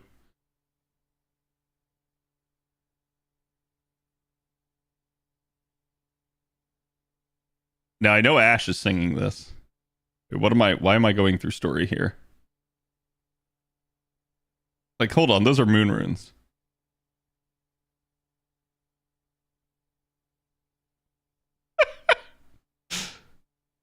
Sprung.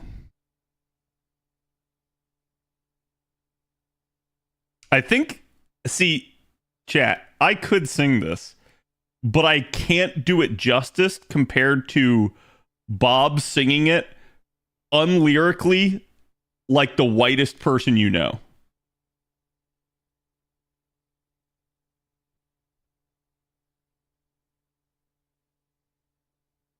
The slander, it's not even slander, it's legitimately hilarious.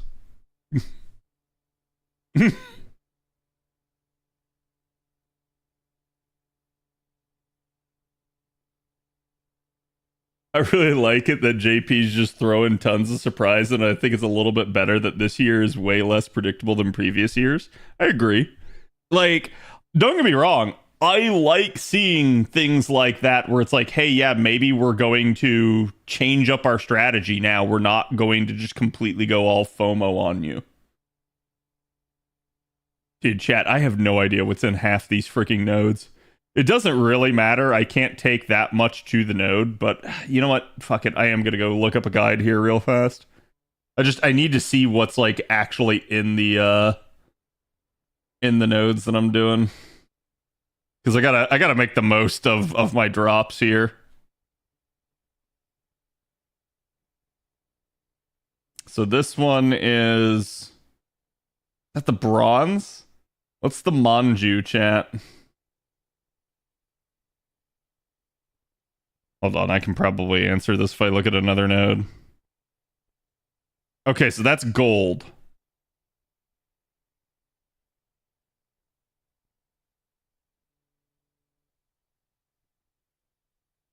Baby got back.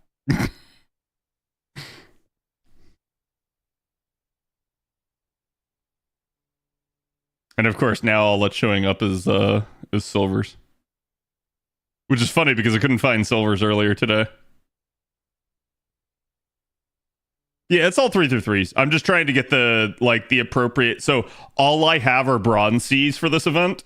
So I'm trying to get somebody that actually has the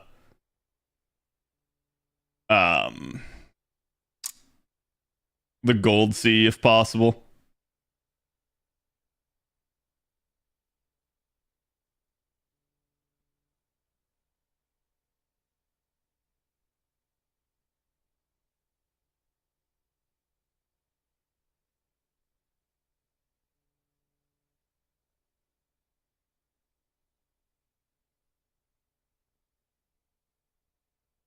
It's weird because I know there's at least like 2 or 3 people on my sport list that have it.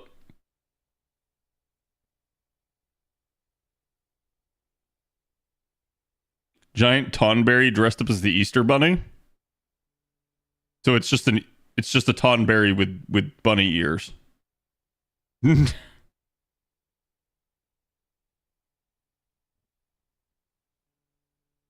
Oh, there we go. Leo's here.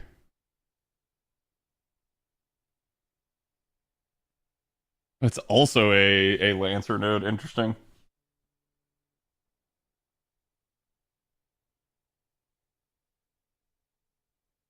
You need that and what servants? Oh, this is JP, so.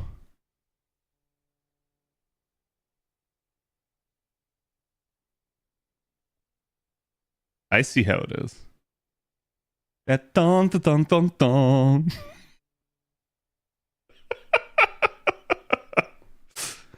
Chat's in a mood now.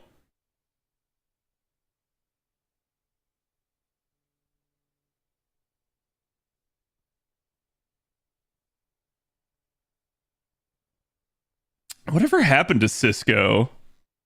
Like, I feel like after this, I never heard anything else about him ever again. It isn't just Ash. Oh no, it's Jay as well. Let me see that thong, baby.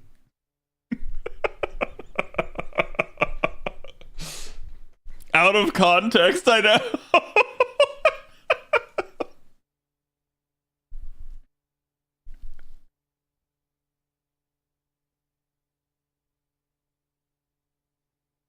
It's got a whole costume on. Okay, so it's like, it's literally, it's adopted a persona.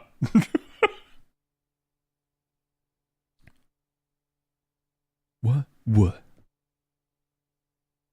Let me see. Oh. I'm reliving the 2000s hearing this.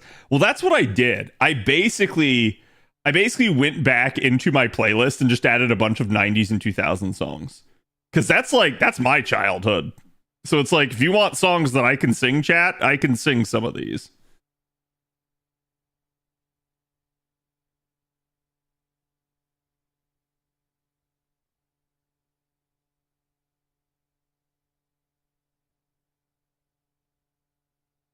Backstreet Boys and NSYNC, here we go. There's a couple in there. I didn't like... There were enough like sappy love songs that I basically had to like find some other stuff. So when it came to like NSYNC and the Backstreet Boys, most of the ones that I put were like their good pop songs that weren't necessarily just like things that had like a nice beat to it and stuff.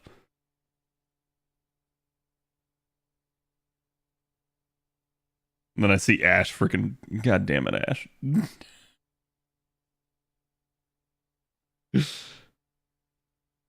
You ever just accept new player requests? No. So that probably sounds bad, right? Because I've seen people before be like, hey, like whales and like veteran players should all accept a bunch of like new people. They're like, that's how you do your part. All right, chat. Well, I understand that. That is basically how you tell me that you are not a veteran player. Here's why. If you're a vet, if you've ever sat down and tried to accept a bunch of newbies, I can tell you this flat out. You have about a 1 in 30 conversion rate. What do I mean? Out of every 30 people you accept, only one of those people will ever turn out to be remotely decent.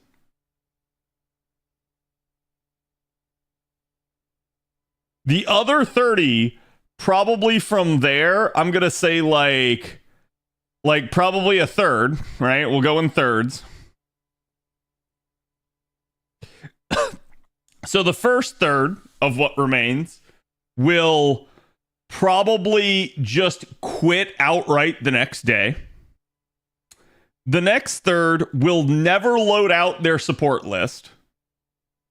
And the next third will probably like try load out their support list, get up to like level 100 and then quit.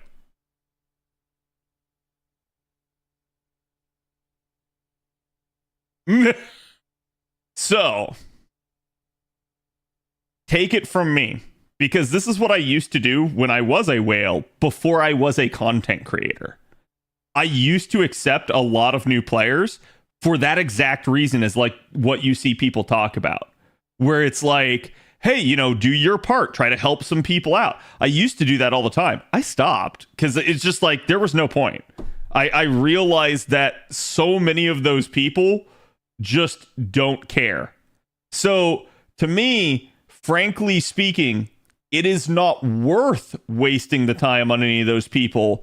You should instead just wait a little bit, and then the one will literally weed out all of the rest of these people. So like this will be the player that is continuing to play. So it's like if you want to accept somebody that's like over level 140 or something like that, and you can see they have their support list loaded out, you can tell they're kind of like logging in daily and stuff like that. Like that's fine, right? But I would not like. Don't. Now, hear me out. There's no harm in accepting someone, right? So it's like, I'm sure people would be like, oh, you're heartless, blah, blah, blah, blah. There is no harm in accepting someone. Just, in my opinion, yeah, Arch has the right idea. Like, if you're going to accept someone new, just watch them. See if they log in. If they don't fucking log in, just kick them. They're just not going to play. That's the easy, painless way of adopting it. So, basically, like I said, they will just immediately weed themselves out that way anyways. And that's, to be fair, how you want to kind of like conduct your friends list. You want to basically have people that are actively logging in. And I'll give you guys an example.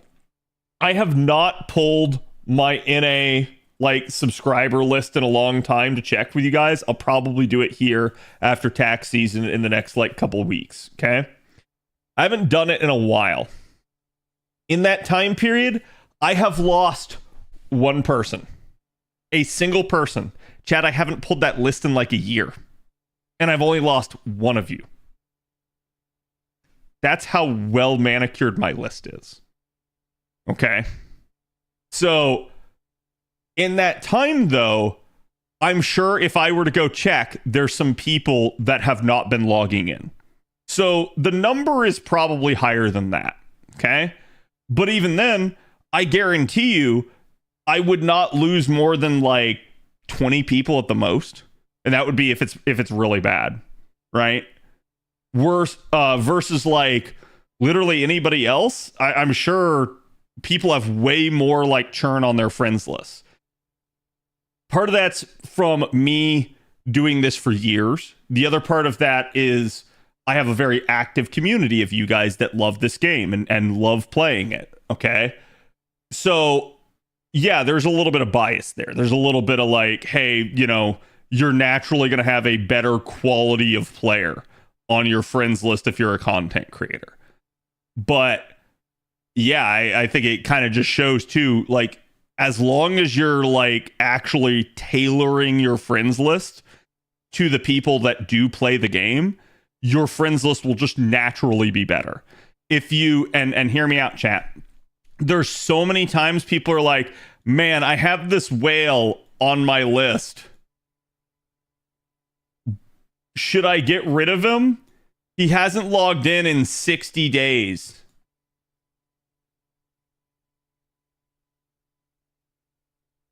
Chat, do you want a very unfortunate truth?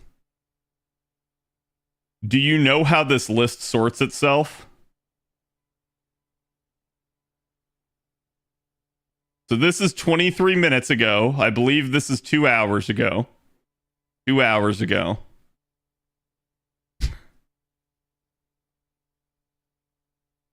Guess what? People that log in more are more likely to show up on your list. So the guy that hasn't logged in 60 days will almost never show up on your list anyways. And guess what, chat? Even if he does, odds are he does not have equipped what you need him to. Like, for instance, we're in the middle of an event. Guy that hasn't logged in 60 days, if he shows up by some miracle, literally will not have anything that you need for that event. That's just the way it is. So, I'm sorry, but chat, frankly speaking, if you don't want to like kick someone after like a day or two of them being offline, that's fine. I get that. But I'm going to just go ahead and tell you this. If they're more than about 2 weeks offline, you need to ask yourself, like, what's going on with that?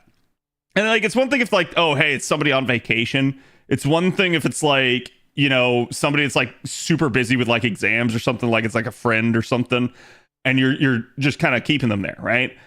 It's fine if you understand what the situation is.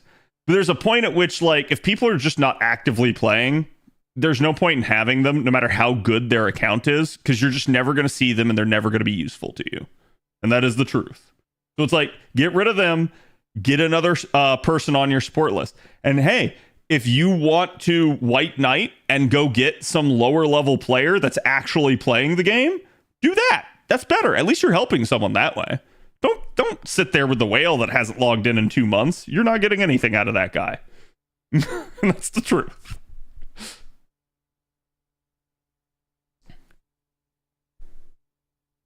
What about 1 month inactive? Yeah, I'd get rid of them. Like I said, two weeks is the longest I would probably go before I started to really just question. And I do have some friends that don't log in like 100% of the time. I usually cut them a little bit of slack. But for everybody else, no. Wait, what is this?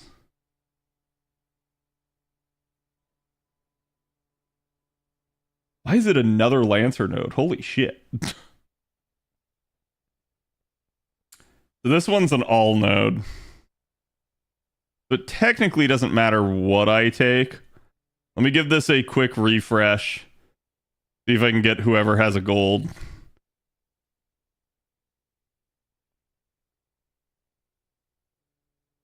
But if it doesn't show up here, I'll just take someone.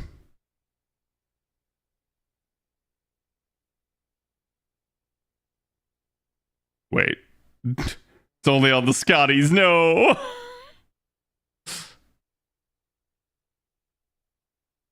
I shouldn't have refreshed. Okay, there we go.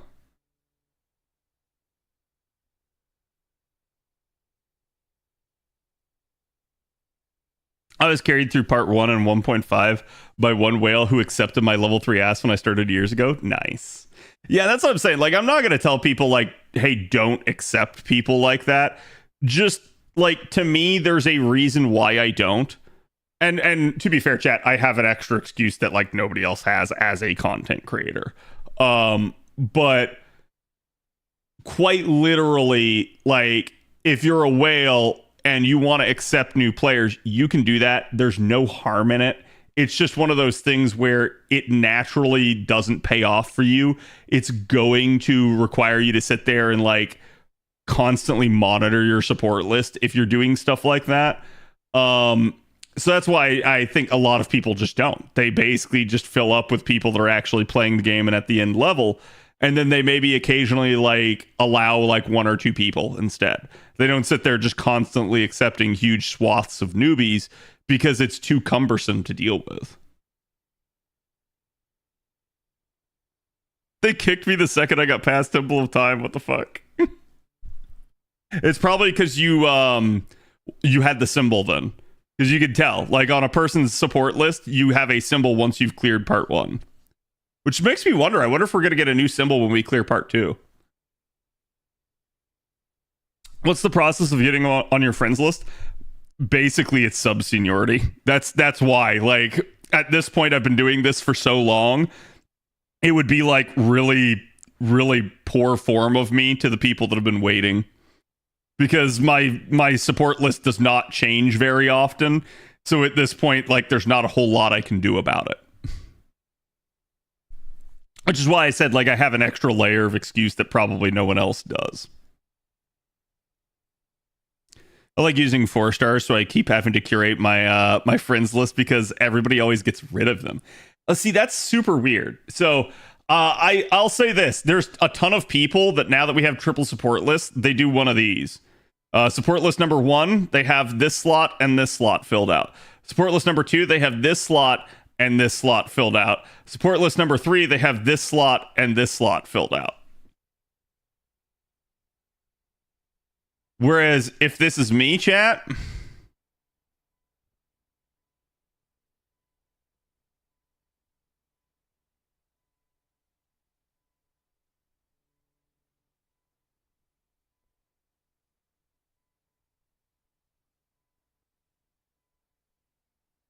that's my support list.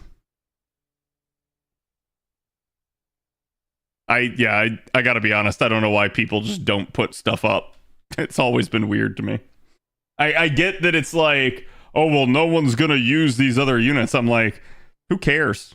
There's no harm in it. Like, what is the length of the queue? That's the problem. Like I said, I need to check because I can't accurately answer that question. I'm going to tell you it's longer than a year. And like, I don't do that to like be an ass to anybody. I do that because literally I have that many people that are subbed to me and that many people that like want on the list. So it just is what it is. I hate when people do it. I like I said, I get kind of the why. I just disagree with it, like from a mentality standpoint.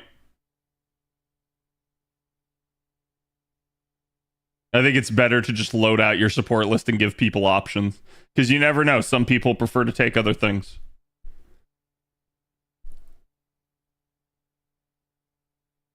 Yeah, it just needs to remove people like Ash and Bob and Fino and Avalon and Gurus for some of those new subs.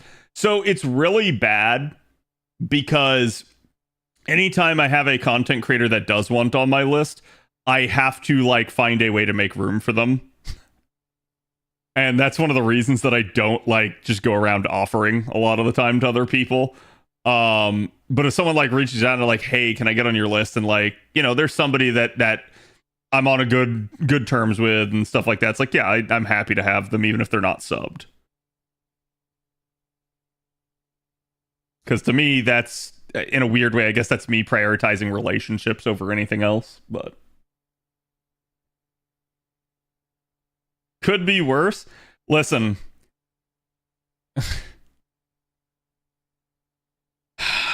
I'm not the only content creator that used to do it this way. I think I may be the only one that remains that still does this though. Because I don't know how like Fino does his support list, for instance, but like I do know that for a long period in time, this was like the standard. This is what like a lot of the content creators did. To me, I think the reason I started to do it is I at least viewed it as one of the more like tangible sub rewards that I could give out, as opposed to like, I don't know, like you guys pay me money, I give you nothing in return.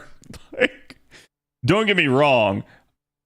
To a degree, that just kind of is what subbing is. It's like you supporting the content creator. Yeah, you guys get like emotes and stuff like that, but I always assume that like people don't necessarily do it for the emotes, right? Like, because you can get emotes anywhere. You can basically like for instance, even here on my stream, like I have better Twitch TV and 7 TV, and you guys have access to all of that, and that has like all of my emotes, and I don't charge you for any of that, and I upload like all my emotes to it. So at that point, I basically just assume that people sub to me because they want to support me, not for the emotes. So.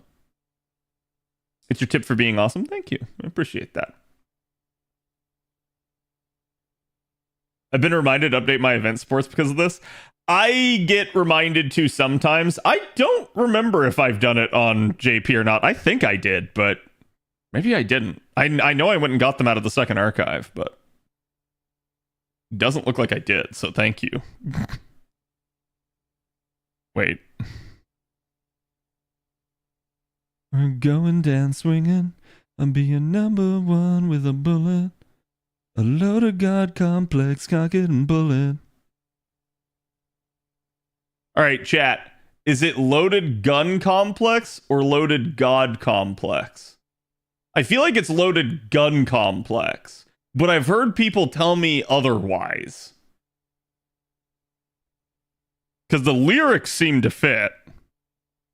It is loaded gun. Okay. I don't know why that person told me it was loaded God then. Because, like, I guess God complex makes sense, right? Actually, yeah, because this is a different version. You can hear it. Wait. Oh, wait. No. Hold on, chat. Hold on. I gotta show you this, because, like, literally...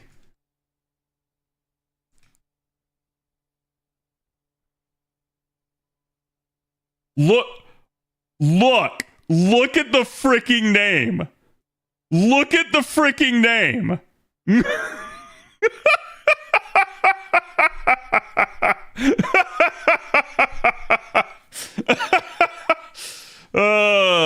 Clearly, I'm not the only one that had a misunderstanding with that lyric.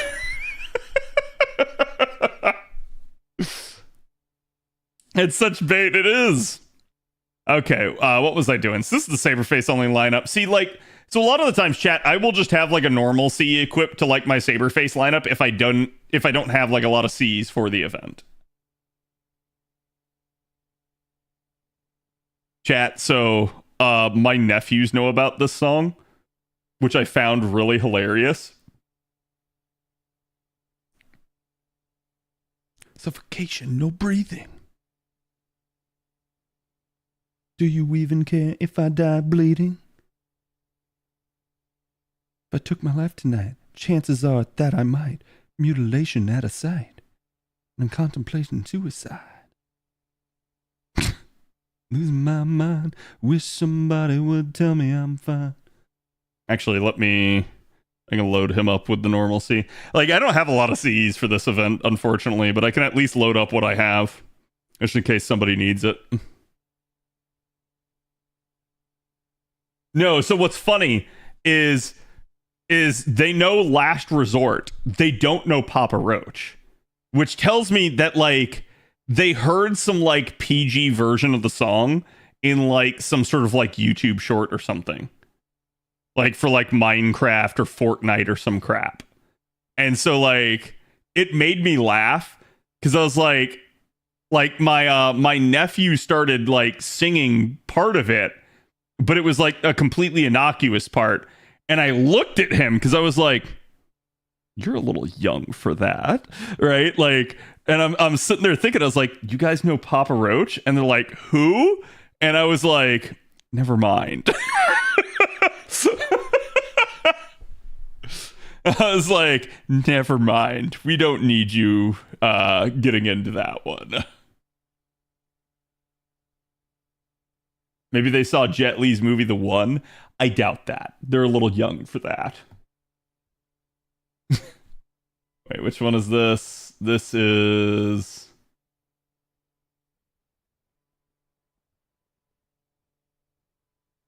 Chances are that I might. Mutilation out of sight.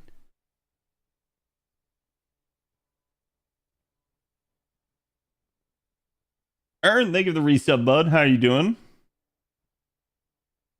Wish somebody would tell me I'm fine. Nothing is fine. Time.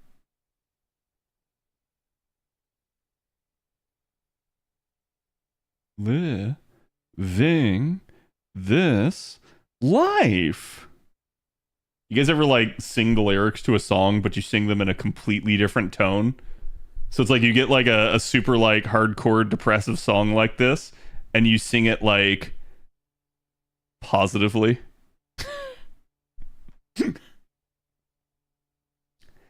Nothing's all right.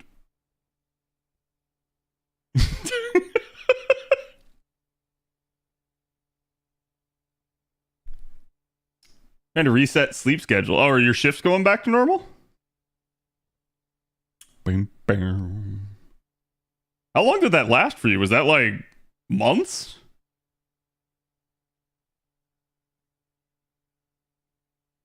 Dirty deeds done dirt cheap.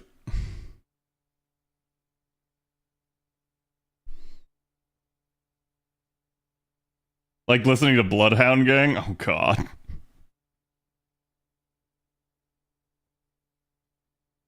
Maybe it made a comeback on TikTok. Oh, like Papa Roach actually has like a new song out or something. But like I said, I assume it's just somebody used it in the background of like a YouTube short or something. Because that's what they like. They watch YouTube shorts and stuff.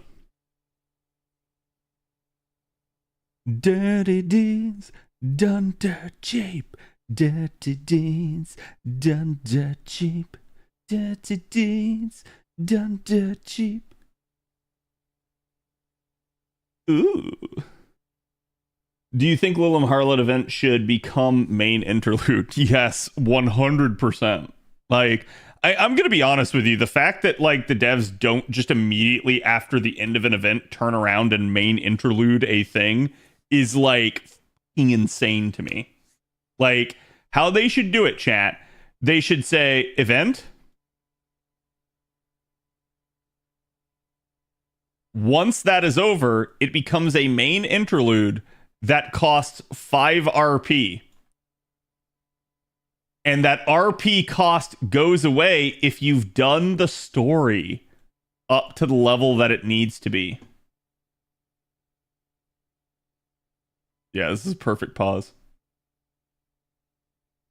That's how it should be. Like, that would heavily incentivize clearing story. Heavily. So in a weird way, they fucked themselves with the Evocation Festival being the way that it is. Because they're giving out the welfare for free when they could tether it to story completion, thereby forcing players to clear the story for free shit. But the reason they had to do the Evocation Festival is because they fucked up doing main interludes because they couldn't keep the pace developmentally on this, which is why I say it is largely a like staffing issue. They simply do not have the bodies, the butts in the seats to be able to continue to do something like regular main interludes. Cough, cough, Ordeal Call 3. Yeah, I mean, the fact that Ordeal Call 3 had to be main interluded is already an issue. Like, when does the Mordred buff get released? Someone says with her banner, but I think that's like next day or two here. I have not looked at it myself. I've been relying on chat. Okay. That just leaves one of those left.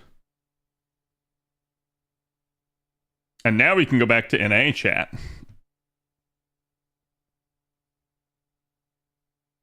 God, like I said, it takes me so long to actually spend... Uh-oh. Ugh. Well, this is as if I'm looping from zero.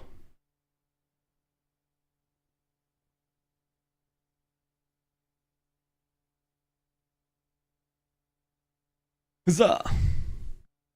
Actually, I probably could have staggered those cards and just carded that.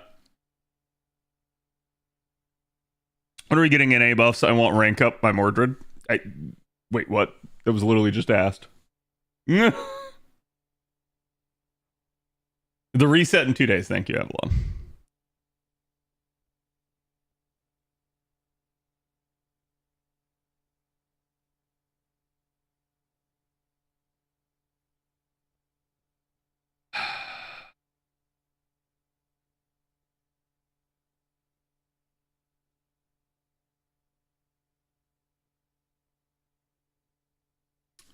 I need to probably preserve for Artoria cards on the third wave because I'm not going to get to NP here.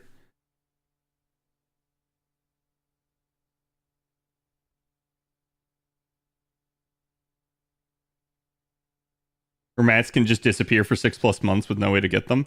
Okay, so in a weird way, I don't mind like up to 1 year of FOMO. Okay, I think 1 year is perfectly fine.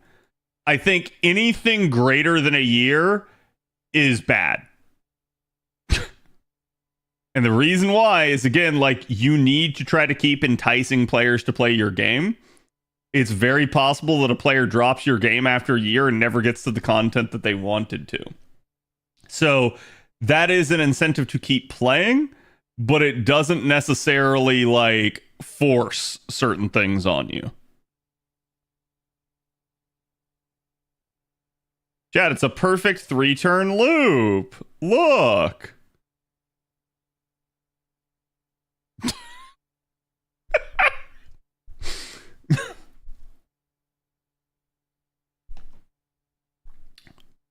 Exactly as intended. Will the Da Vinci Lotto ever return? Do you want the optimistic answer or the truth?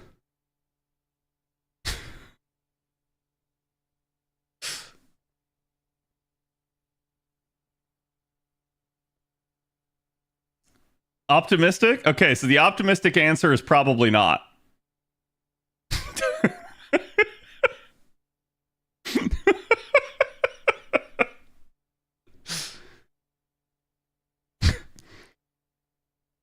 It is what it is. The best you can hope for is a probably not. Hoping for a new Da Vinci under Do Call for. She could be a new ruler. That'd definitely be an interesting one. Because I've heard some people say that that Ordeal Call 4 is not going to be in Rome. It's going to be in Florence instead. Which definitely is a little bit more up like a Da Vinci angle.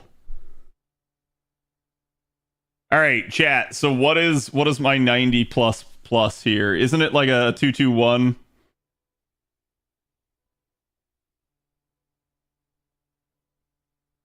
Oh, it's 131? Oh no, the last one was a 221.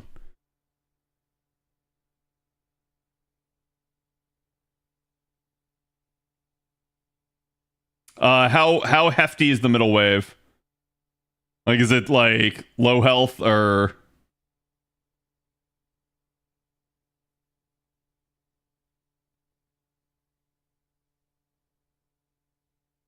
Not very. Okay, sweet.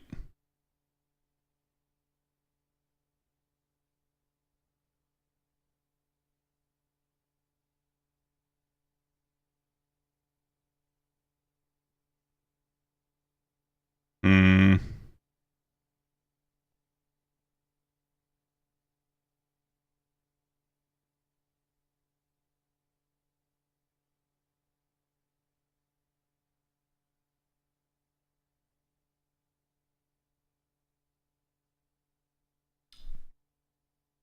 Let's try this with double Castoria first.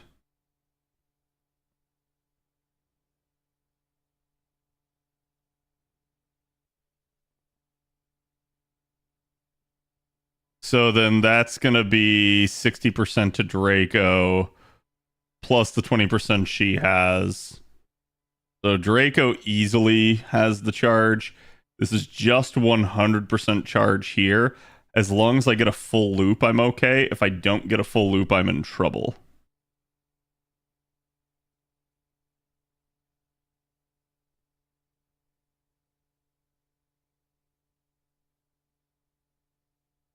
You could do it without the damage sheet. Yeah, that's what I was thinking. I'm just trying to sit here. So Buster card. If he charged by 2 levels, MP gained by 10%. That one's kind of poop. It's probably this.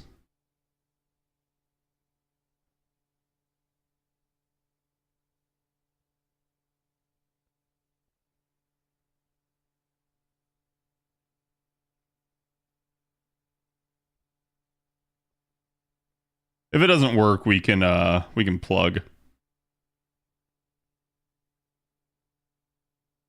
Or seal, sorry.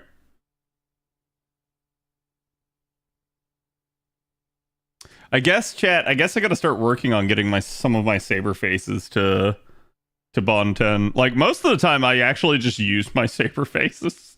I don't like backline bond them. But I'm thinking, oh wait, yeah, hold on. Where's Draco? There. Draco needs to get select sorted so that she's actually there now. Ow. Ow. Foot cramp. Ah.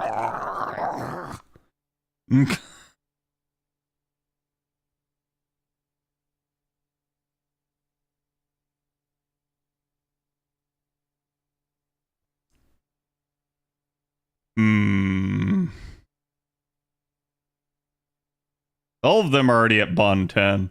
Somehow, some way, Mordred has managed to skirt by not being Bond 10, which is wild given how much I used Mordred. I used Mordred in like 3 consecutive lottos in the early game.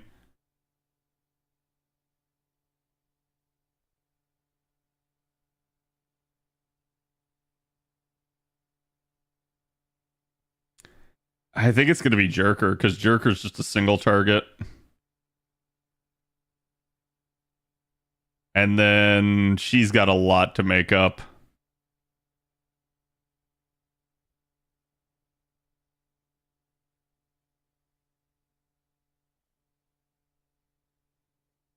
All right, let's try it. Chiome, Tez, Johanna is my setup for this. You would use Chiome. I just got Draco. Hey, nice. Congrats, Aniko. I know you had struggled. Oh, God. Okay, so that's almost 600k.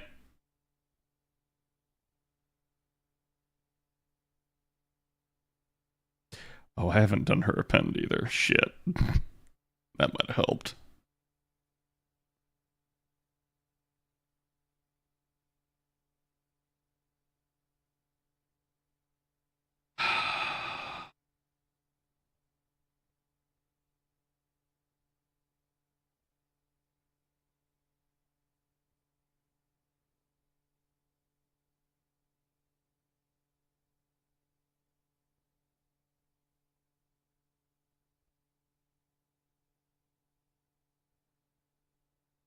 I know Ash Song requested this, but has no idea what any of it is saying. But it's still a bang ass beat.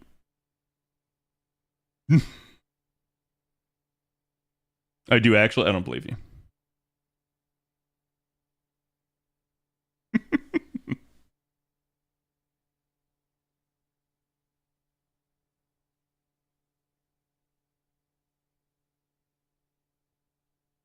Like move it in Spanish.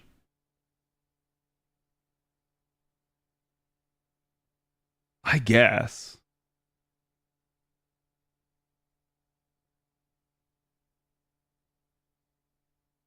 Okay, let's see. This may be spicy. Also, Chad, how much did my Draco do? Because I did not pay attention.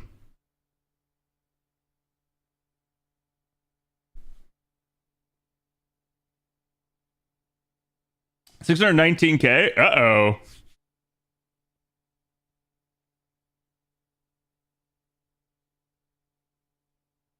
Well, that killed.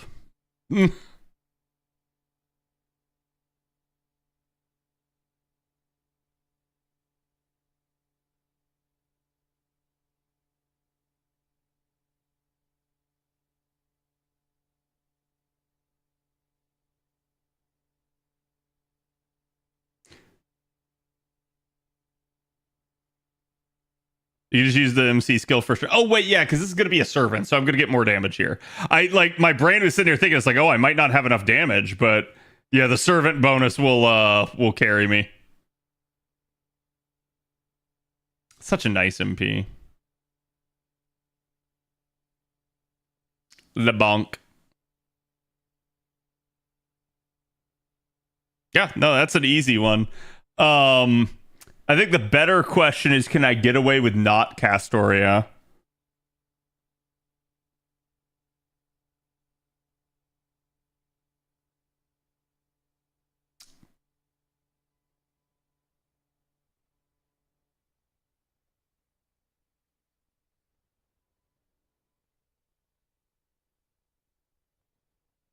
Wait, did fandom finally fix it and you can actually find Da Vinci by typing in Da Vinci? Because it used to be you could never get it to show up in the search unless you typed Leonardo. Okay, she's man attribute. Captain Pancake, thank you for the follow. Welcome. Okay, so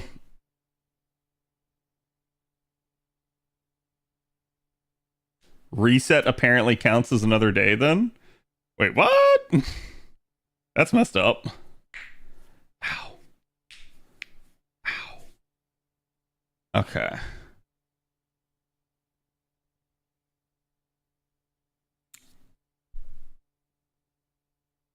I think if I do... Like, I was sitting there thinking about, like, Bride or something like that, but...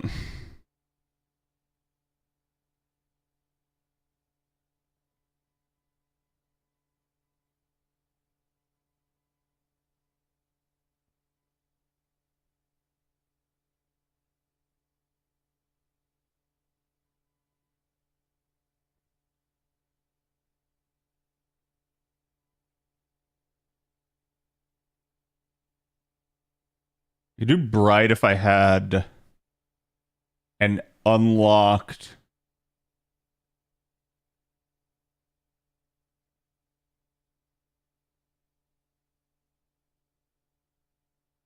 append. I just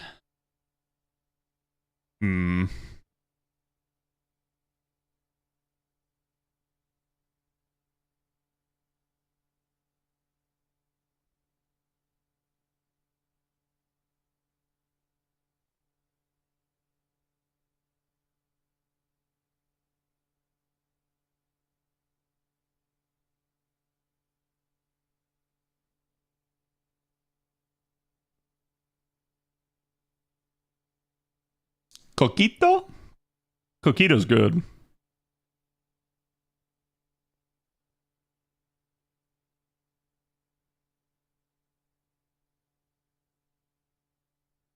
Oh my god. Oh my god, I have not heard this in forever.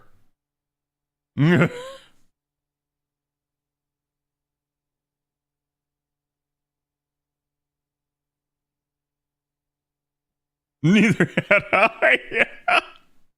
Forgot about POD, man.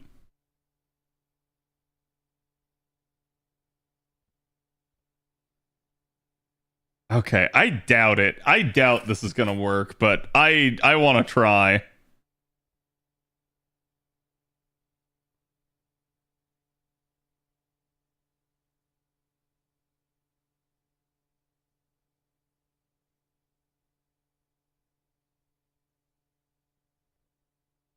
Outside of a movie or some highlight package, yeah. I used to hear it on the radio. But yeah, like all the time for like football highlights, like you would see this stuff.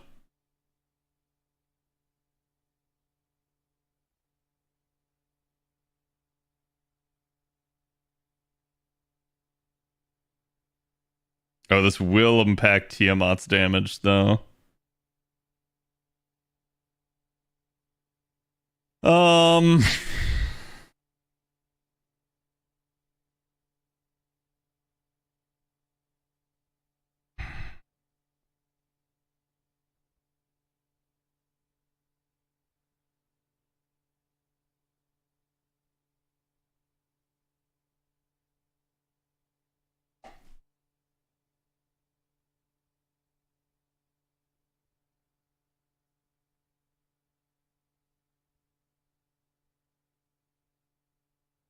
So you try to stream 6 to 7 times a week. When do you,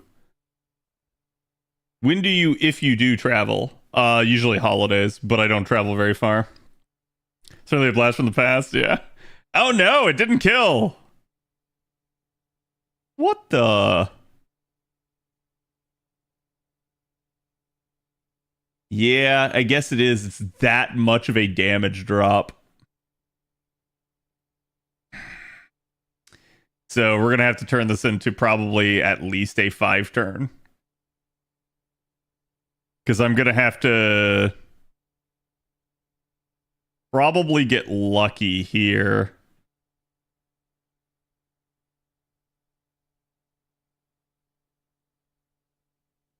I need to find a comp for this node. I mean, if you're willing to run like damage C, there's plenty.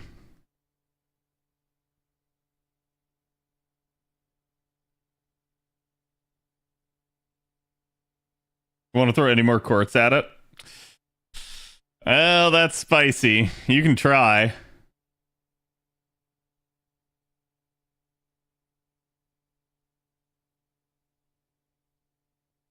Do it like that.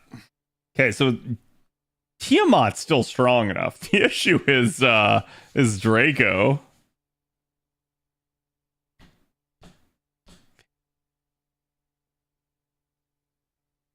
Wait, could I get away with Proto Merlin? Would that work? Yeah. Yeah, I should have enough charge as long as I do the max depend.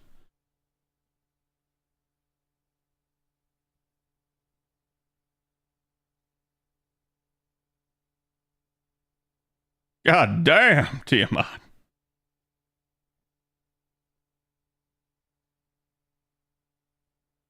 It's just the one turn of MP strength. Gonna heal her instead. I'm just gonna focus on damage because honestly, I'm like basically critting her to death more than I am MPing her to death right now. The damage bonus and effectiveness is just absolutely just destructifying her. And that was the right call.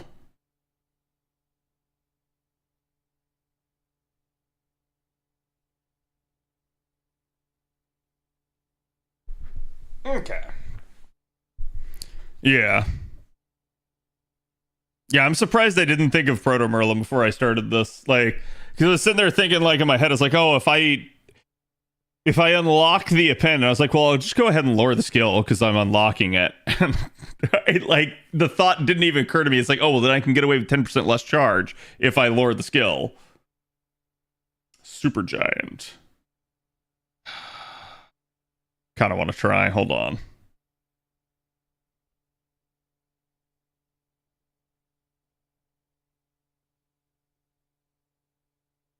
It's very well managed compared to some other games. Yeah, I mean, I shit on them all the time. But it's because it's coming from a place of concern. And it's literally a thing where I've been around from the quote unquote good old days. The kombucha party. I've been around from the good old days where, like, I've seen how good, how, like, well oiled of a machine FGO can be. So, like, that's where a lot of my criticism comes from. It's from looking at them and going like, wait, why aren't you guys doing more? Like, why haven't you guys been able to kind of get back to the pacing that you were at in that regard? But I do agree. I think, like, the greater gacha community as a whole just basically are a bunch of, like, jilted ex-lovers in the regards to FGO. And so they're very quick to be like, oh, no, like it's so bad.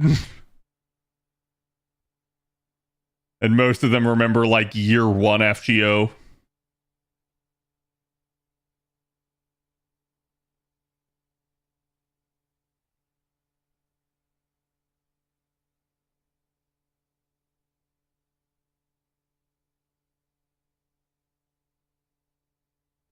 Western civilization. At least it's settled in a Hollywood. Final location. In 10 to 20 years, I can't wait for a 3-hour breakdown of FGO's dev history. Dude, in 10 to 20 years, I could literally, like, sit here and tell you guys some of the story myself. Like, in that regard, it's interesting. Wow, it's exactly the amount of charge that she needs. Holy crap.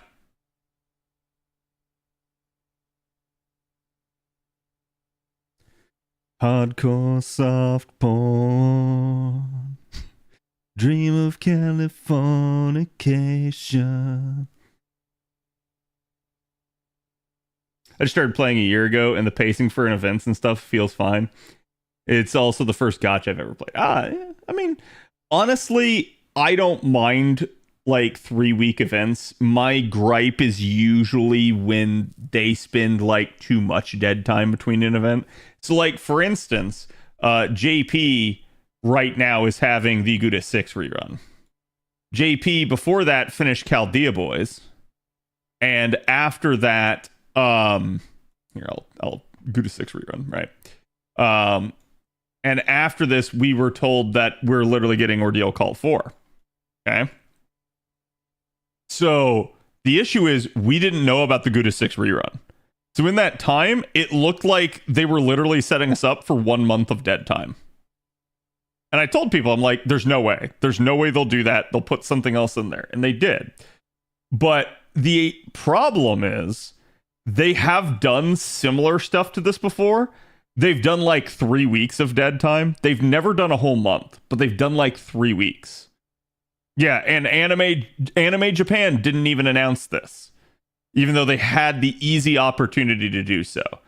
So it came across as like I think to a lot of the community looked at this, said, hey, there's the potential for 1 month of dead time, and started to kind of panic because it's not outside the realm of possibility for what the devs have done to us before. Whereas me kind of sat there and went like, no, they're obviously going to do something, right?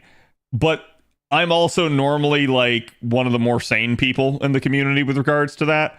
I look at dev patterns, I look at how they conduct themselves, and I could tell that they were setting us up for something to come out here. So it made sense to me. But I can easily see why the community goes like, what the heck? You can't just give us 1 month of dead time between these two things. Between this and this. Like, I mean, a rerun is better than a dead month, but it's still, look, I have no issues with a rerun at all. I'm perfectly fine with a rerun. At least they're giving you something to do. They're giving you they're literally giving you free resources and stuff like that. So it doesn't bother me. For 7.2, they also let us know beforehand that they're having issues. Yeah.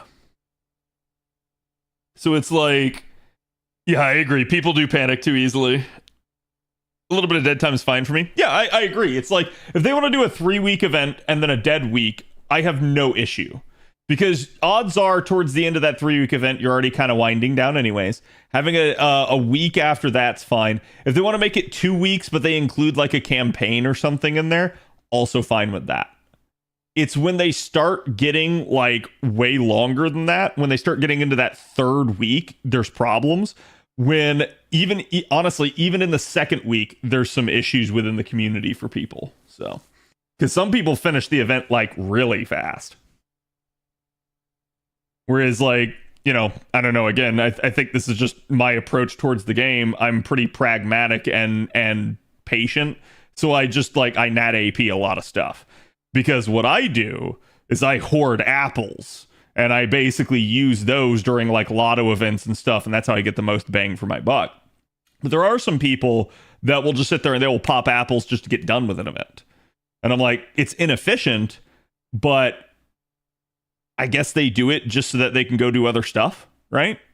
And so at that point, some of those people are some of the people that like complain. I don't get why, because it's like you're sitting there like barking up a tree, but you popped apples to be done with the event as fast as possible. It's like you did that to yourself type deal. Would this work with DV ruler in place of LA to save party cost? Probably not, because of how tight the refund there was with me. If you had like a damage sheet, probably. If you had a better craft essence than what I was using, maybe. Because I'm only using the bronze, but the bronze does give like arts up. So. But it's like you might be able to. I doubt there's actually enough there. Well, hold on. Doesn't Da Vinci Ruler have NP gain in the kit?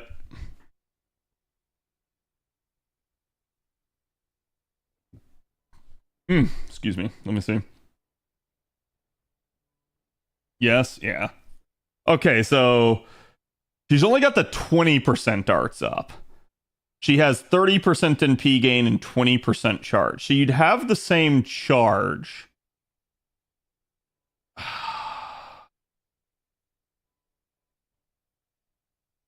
You'd have NP damage to help you a little bit on that. Maybe. Like, you could try it. It might be close. I'm going to say if you don't have like an NP5 like me, no. But if you have a strong Draco, maybe. It might be possible.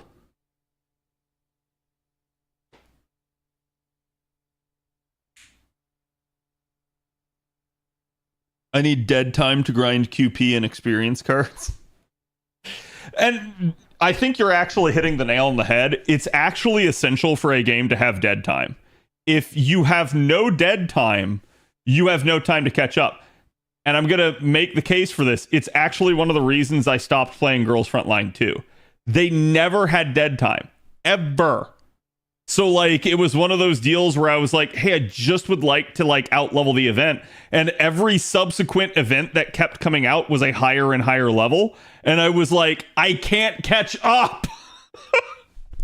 because it's like any progress I would make, the next event was harder, and it kind of offset any progress I was making. And I'm sure there'd be a point where like I would have caught up, but I realized it's like, holy crap, this is an actual onslaught. This is kind of a problem. You need to have some dead time. You need damage C and double caster rate, yeah. Yeah, damage C, it's probably all possible, but I relish my 40 AP easy spin time in event. I think this event made that clear. Because like I was complaining about this, and I remember I was talking with I think it was Creamy, and Creamy was like, man, I really like the story for the event. I'm like, yes, but my only complaint is that the story is way too much. And he's like, well, what do you mean? And I'm like, it's that you get to run 140 AP node and then you're right back into the story again. So it'd be like story 40 AP node story. And you're like, stop, just let me have like one run of a node more. Like, let me spend my AP down. It's like, it wasn't bad. The story was absolutely great. It was the pacing that I was like, constantly with this event. Which at least now story is done. Like I have the coup copies to get, and whatever other missions I got to do. Yeah, I mean the missions, I don't have that much to do in way of the missions. Lancer class enemies that'll complete easy. Rider class enemies that'll complete with the 90 plus plus. So it's like 90 plus, 90 plus plus, bone type enemies. That one I don't know.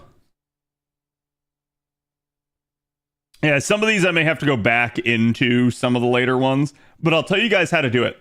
Run your 90 plus, run your 90 plus plus a little bit more. Let the missions that they can complete, then go back and do the others. And then you'll, like, all that's left will be missions that you can't complete using the end nodes.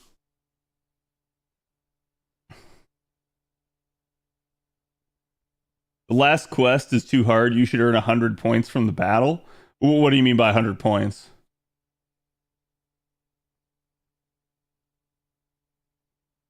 Bone enemies is the 90. Okay. You have to go back to specific nodes. Yeah, and the easy way to tell, chat, if you're ever curious, like, you'll have the mission targets here. Right? So, like, for instance, for me, let's see. Yeah, so there you go. So there's, in the 90, there's bone enemies, and I think is that maybe King? Is what that is? Back in the days, we didn't have the mission target display. No, we didn't, and it sucked. The first quality of life we got was the enemy tab here, and it's showing event targets. Then now we have it right here, and this is so much better. Though, to be fair, I found it hilarious, chat, because the event that this came out on was the worst possible event for this. What do I mean? It was literally Gouda 6. And Gouda 6 is terrible because the mission targets at first, I think on the initial run, also showed detective missions as quote unquote, like, hey, this is a mission you need to clear. So it was confusing. They added this new feature, but you couldn't actually tell what missions you needed to do because the detective missions over here on the left are like infinite. They just keep freaking going. Oh, you can't click that. They just keep going the entire time, and it's very much a like do whatever the heck you want type thing. So like it just kept kind of showing that and made it completely muddy and confusing. So I remember when it first came out, people were like, "Oh, this doesn't help at all. This feature's shit." And I was like, "Hold on, it will be way better in the future." For some godforsaken reason, they chose to lump in the detective missions with it. And I was like, I don't know why. It's terrible on this specific event. Every other event, perfectly fine. Those mission guides are highly appreciated. Yeah. Yeah. Nowadays, we don't really use it too much. And I feel bad because that's like the one thing Game Press really had going for it. I must finish the shop before even completing the missions. Oh, I believe it. Like, if anybody rolled, you probably have a crap ton of currency. So I'll buy that. I'll buy one of these. I'll buy that. I'll buy that. Buy that. Buy that. That. That. And that. I'll hold off on the evocation leaves for a second. I need that.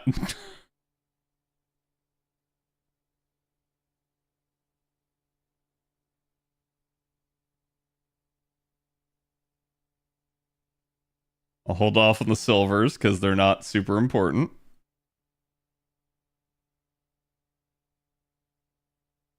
Oh, yes. Obsidian blades.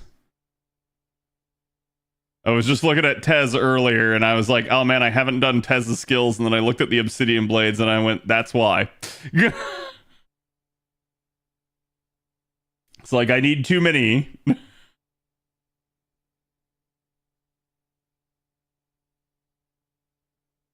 Oh, there you go. So I'm capped out on that. So yeah, I don't have enough bronze. I quite literally have overkill on every other thing, I think. Which is funny.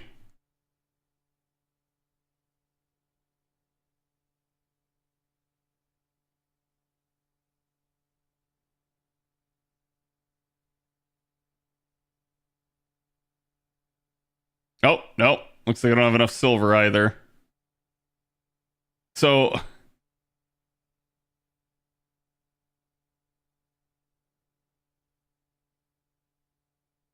yeah, it's just bronze and silver are all that I need. So now that I know that, I will definitely like filter that out. Just stopped seeing them pop up whenever I googled stuff, so I figured they died. Oh, what, Game Press? Game Press is still alive. They're still around. It's just like not too many people use the event guides. It's a very still like a brainless way through the event. This event was bad for it because this event, you quite literally just had a ladder. So you went up the ladder. There was only like one node you could do at a time. So you just naturally completed most of the missions because there was no like choice between which node to do. So it just was what it was.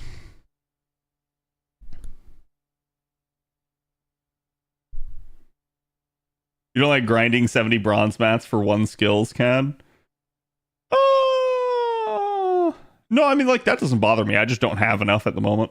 I haven't, like, gone and sat there too much, which is on me, 100%. That's me, like, sitting there making blue apples instead of going and grinding the node.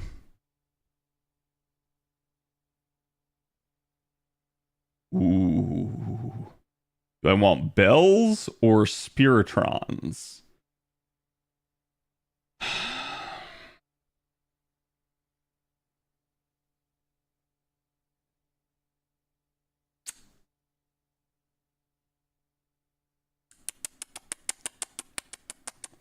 I kind of want the bells.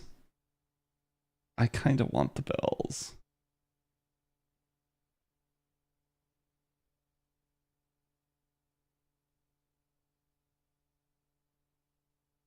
No wonder my crap was almost full. I need to clean this out before the lotto. But that's a project for after tax season. That's not something I'm dealing with right now. All right, chat. It is time. Guys, I have a feeling that I don't look like this guy. I have a strange feeling that I don't look like this guy. I don't know if it's like the build or something. I just don't think I look like that guy.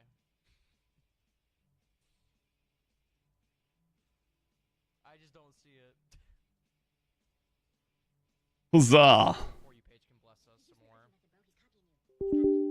So we're going to be checking out Title Update 1. Spoiler alert, I have done the base version of each of the new monster fights.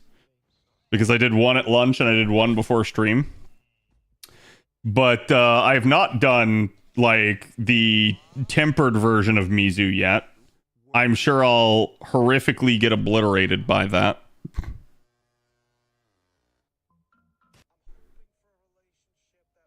Oh, there we go.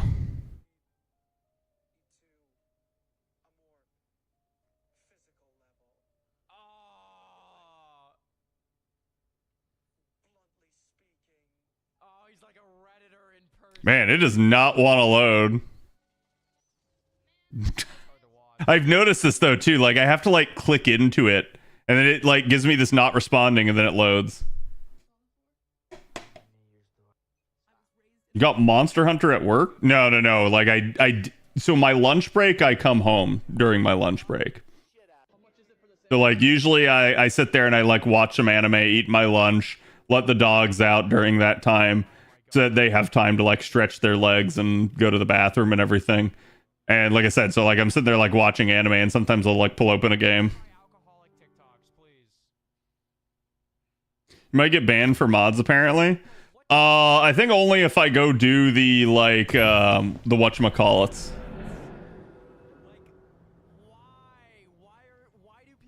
The god, the is it the arena quest or whatever, like the leaderboard stuff.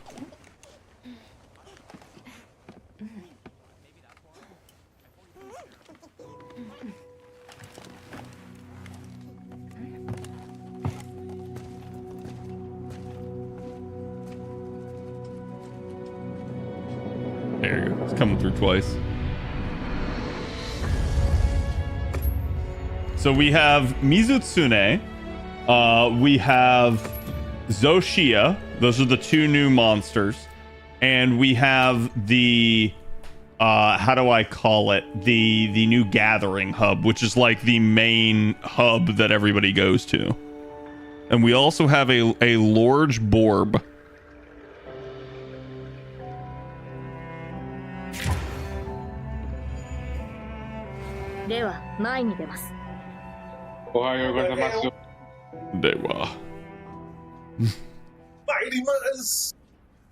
Just character asset enhancements. Yeah, a lot of people do that with this. The only mods I have installed, they're basically just visual mods for the most part. And that's why it's like I've been fine so far with it. Why is it not going to give me the login bonus? No, because you're smelling. Didn't you log in earlier? Why does it sound like Ash is on mobile? You probably is. No, I'm on the second computer. I have noticed though, since the update, like the game is running less smooth. And I'm thinking it's because the optimizations that they did. And I think I need to go turn my my hardware acceleration back on. Like my my XMP profile. Which I had to turn it off before because it was literally crashing the game. Because the game couldn't handle any amount of overclocking. Yep. Yeah, chat, if you want to see the new gear sets, here is Mizutsune. Now, it's dyed to the colors of my current set, but I actually like the Mizu armor. Looks nice. Other than the way it dies. And then like Numinous is the new Zoshia. Which I do not like the way this dies. It kind of dies like poop.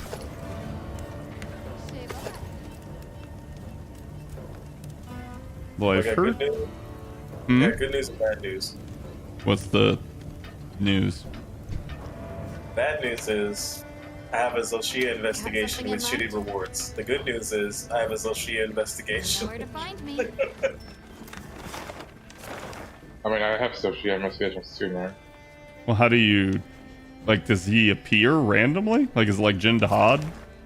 You know Yes. how the weather storms appear and then the apexes come? And you basically wait for the Zoshia inclemency. to come on the inclemency on the Vivarium map. Gotcha. Yeah, hold on, chat. Let me move my thingy doober over here. That's just RE framework that I have for the mods. I put up a quest whenever you're ready. Well, hold on. I gotta. So wait. So we're doing Zoshia first? If you want, I don't mind canceling it. No, it's fine. I just need to figure out what I need to equip here. Yeah, I'll run.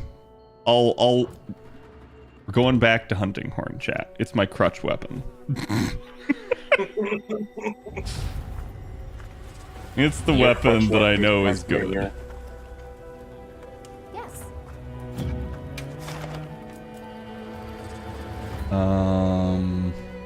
Wait, do I need to eat? Yes, Oh, someone- hold on. Understood. Hold on. Let me show chat the hub first. I'm about to say, you gonna show them the best place in the world? Yeah, if the game seems like it's a little bit more stuttery and lower frames, that's why I think. I think it's that I need to turn that back on. Wow, we sure got here fast.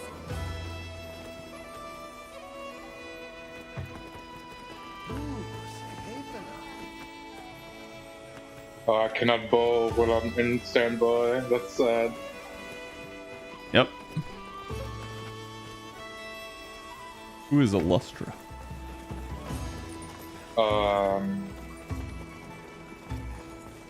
Yakumo maybe? Oh, maybe. But I thought Yakumo was Yakumo. Yeah, this is Yeah, the new hub that they put into the game. The barrel bowling's up there. The weird, creepy lolly songstress is up there.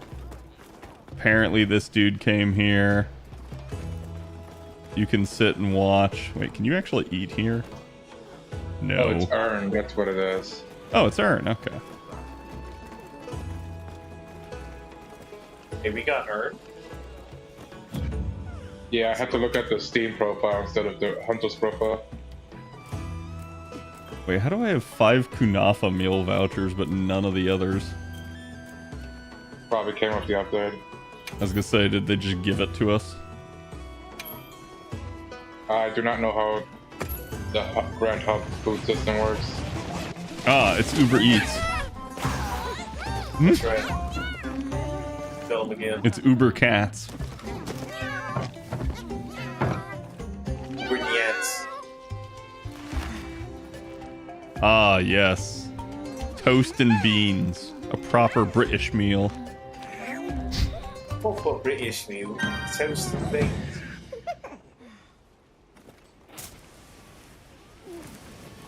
Okay. Now we've eaten... You know, I haven't been, like, up in here at all. And then Did I you know see the there's big a Lord Borb. Yeah, Lord Board. But he's over here to, like, the left side, isn't he? Right side. If you enter the gathering, have your right side. Hard right. Oh, is it? So I was going the right direction to see him. Yeah, you have to climb the bones.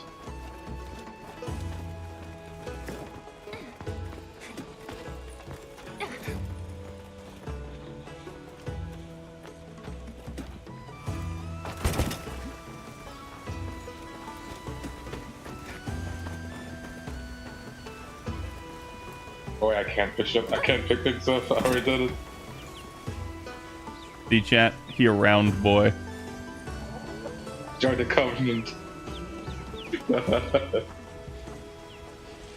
He squish. Wait, is there something you're supposed to pick up here? Sometimes after a quest you can pick up items, like how in Rise and Sunbreak you can get free loot of the nest. Ah, I see.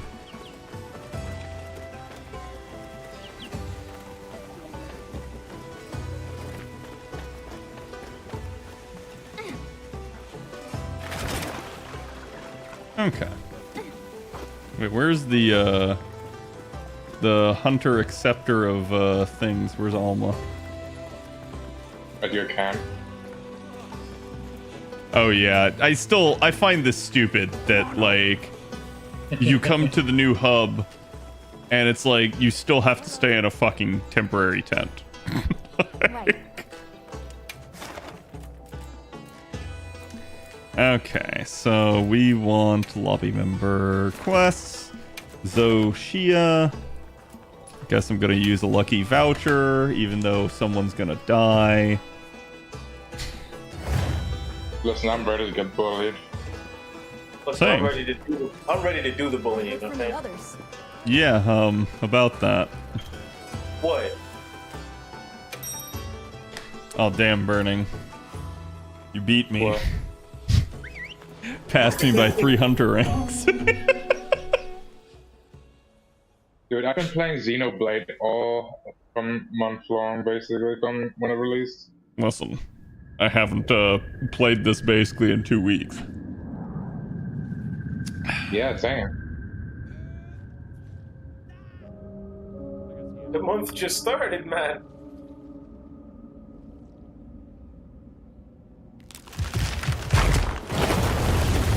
Oh lord, he coming. So this is the fight that you fight at the end of the story. And it's weird because it was a one-off fight and you couldn't fight the dude ever again. So finally this title update brought him back. Now you've got all of his gear, all of his weapons.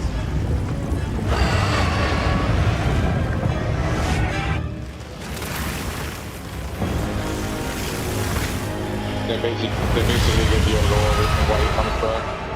He's being censored by China. Good to have you. An example of the weapon is this greatsword. Also, this armor. It actually flails out the wings when you unsheath the weapon. Which is pretty cool.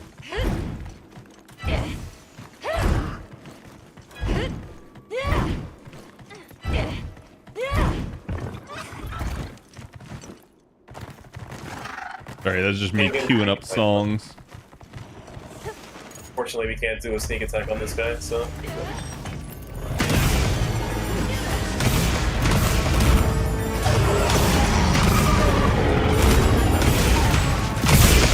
Okay.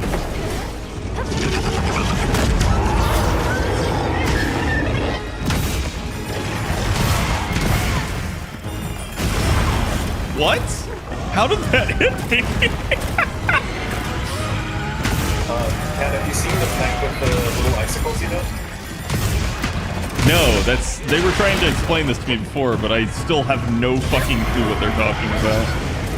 Okay, so grab a Wormsbane or a Dragon Pod, or an Elemental Pod of any type on the ground when you get a chance, and then shoot the little crystals that he puts out with his ice attack.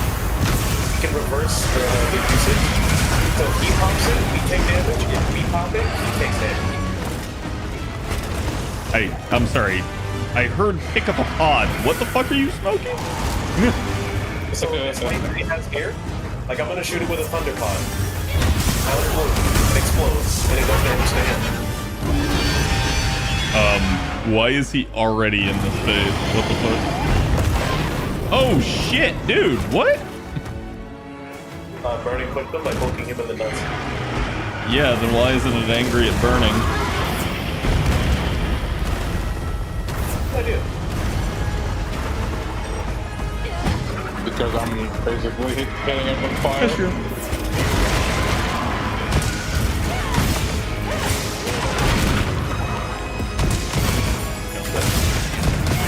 Yep. Dude.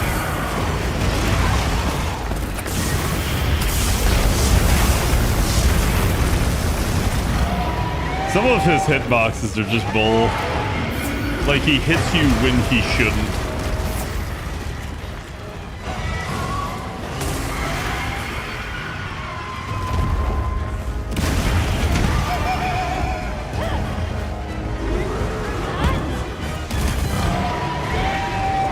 Come on.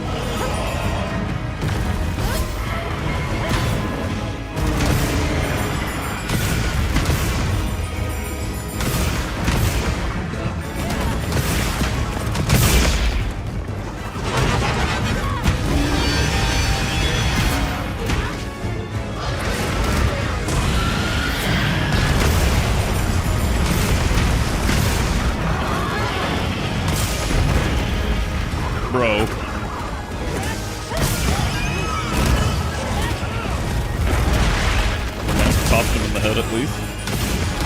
It's what I think.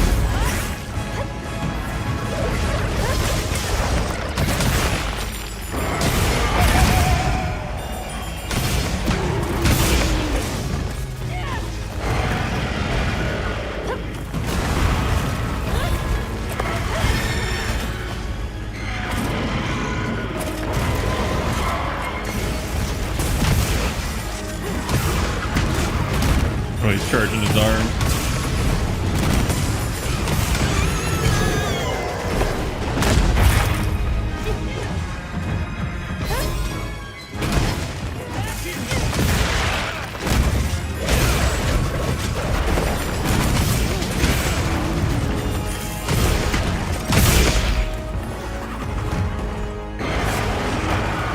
Do it. Do it.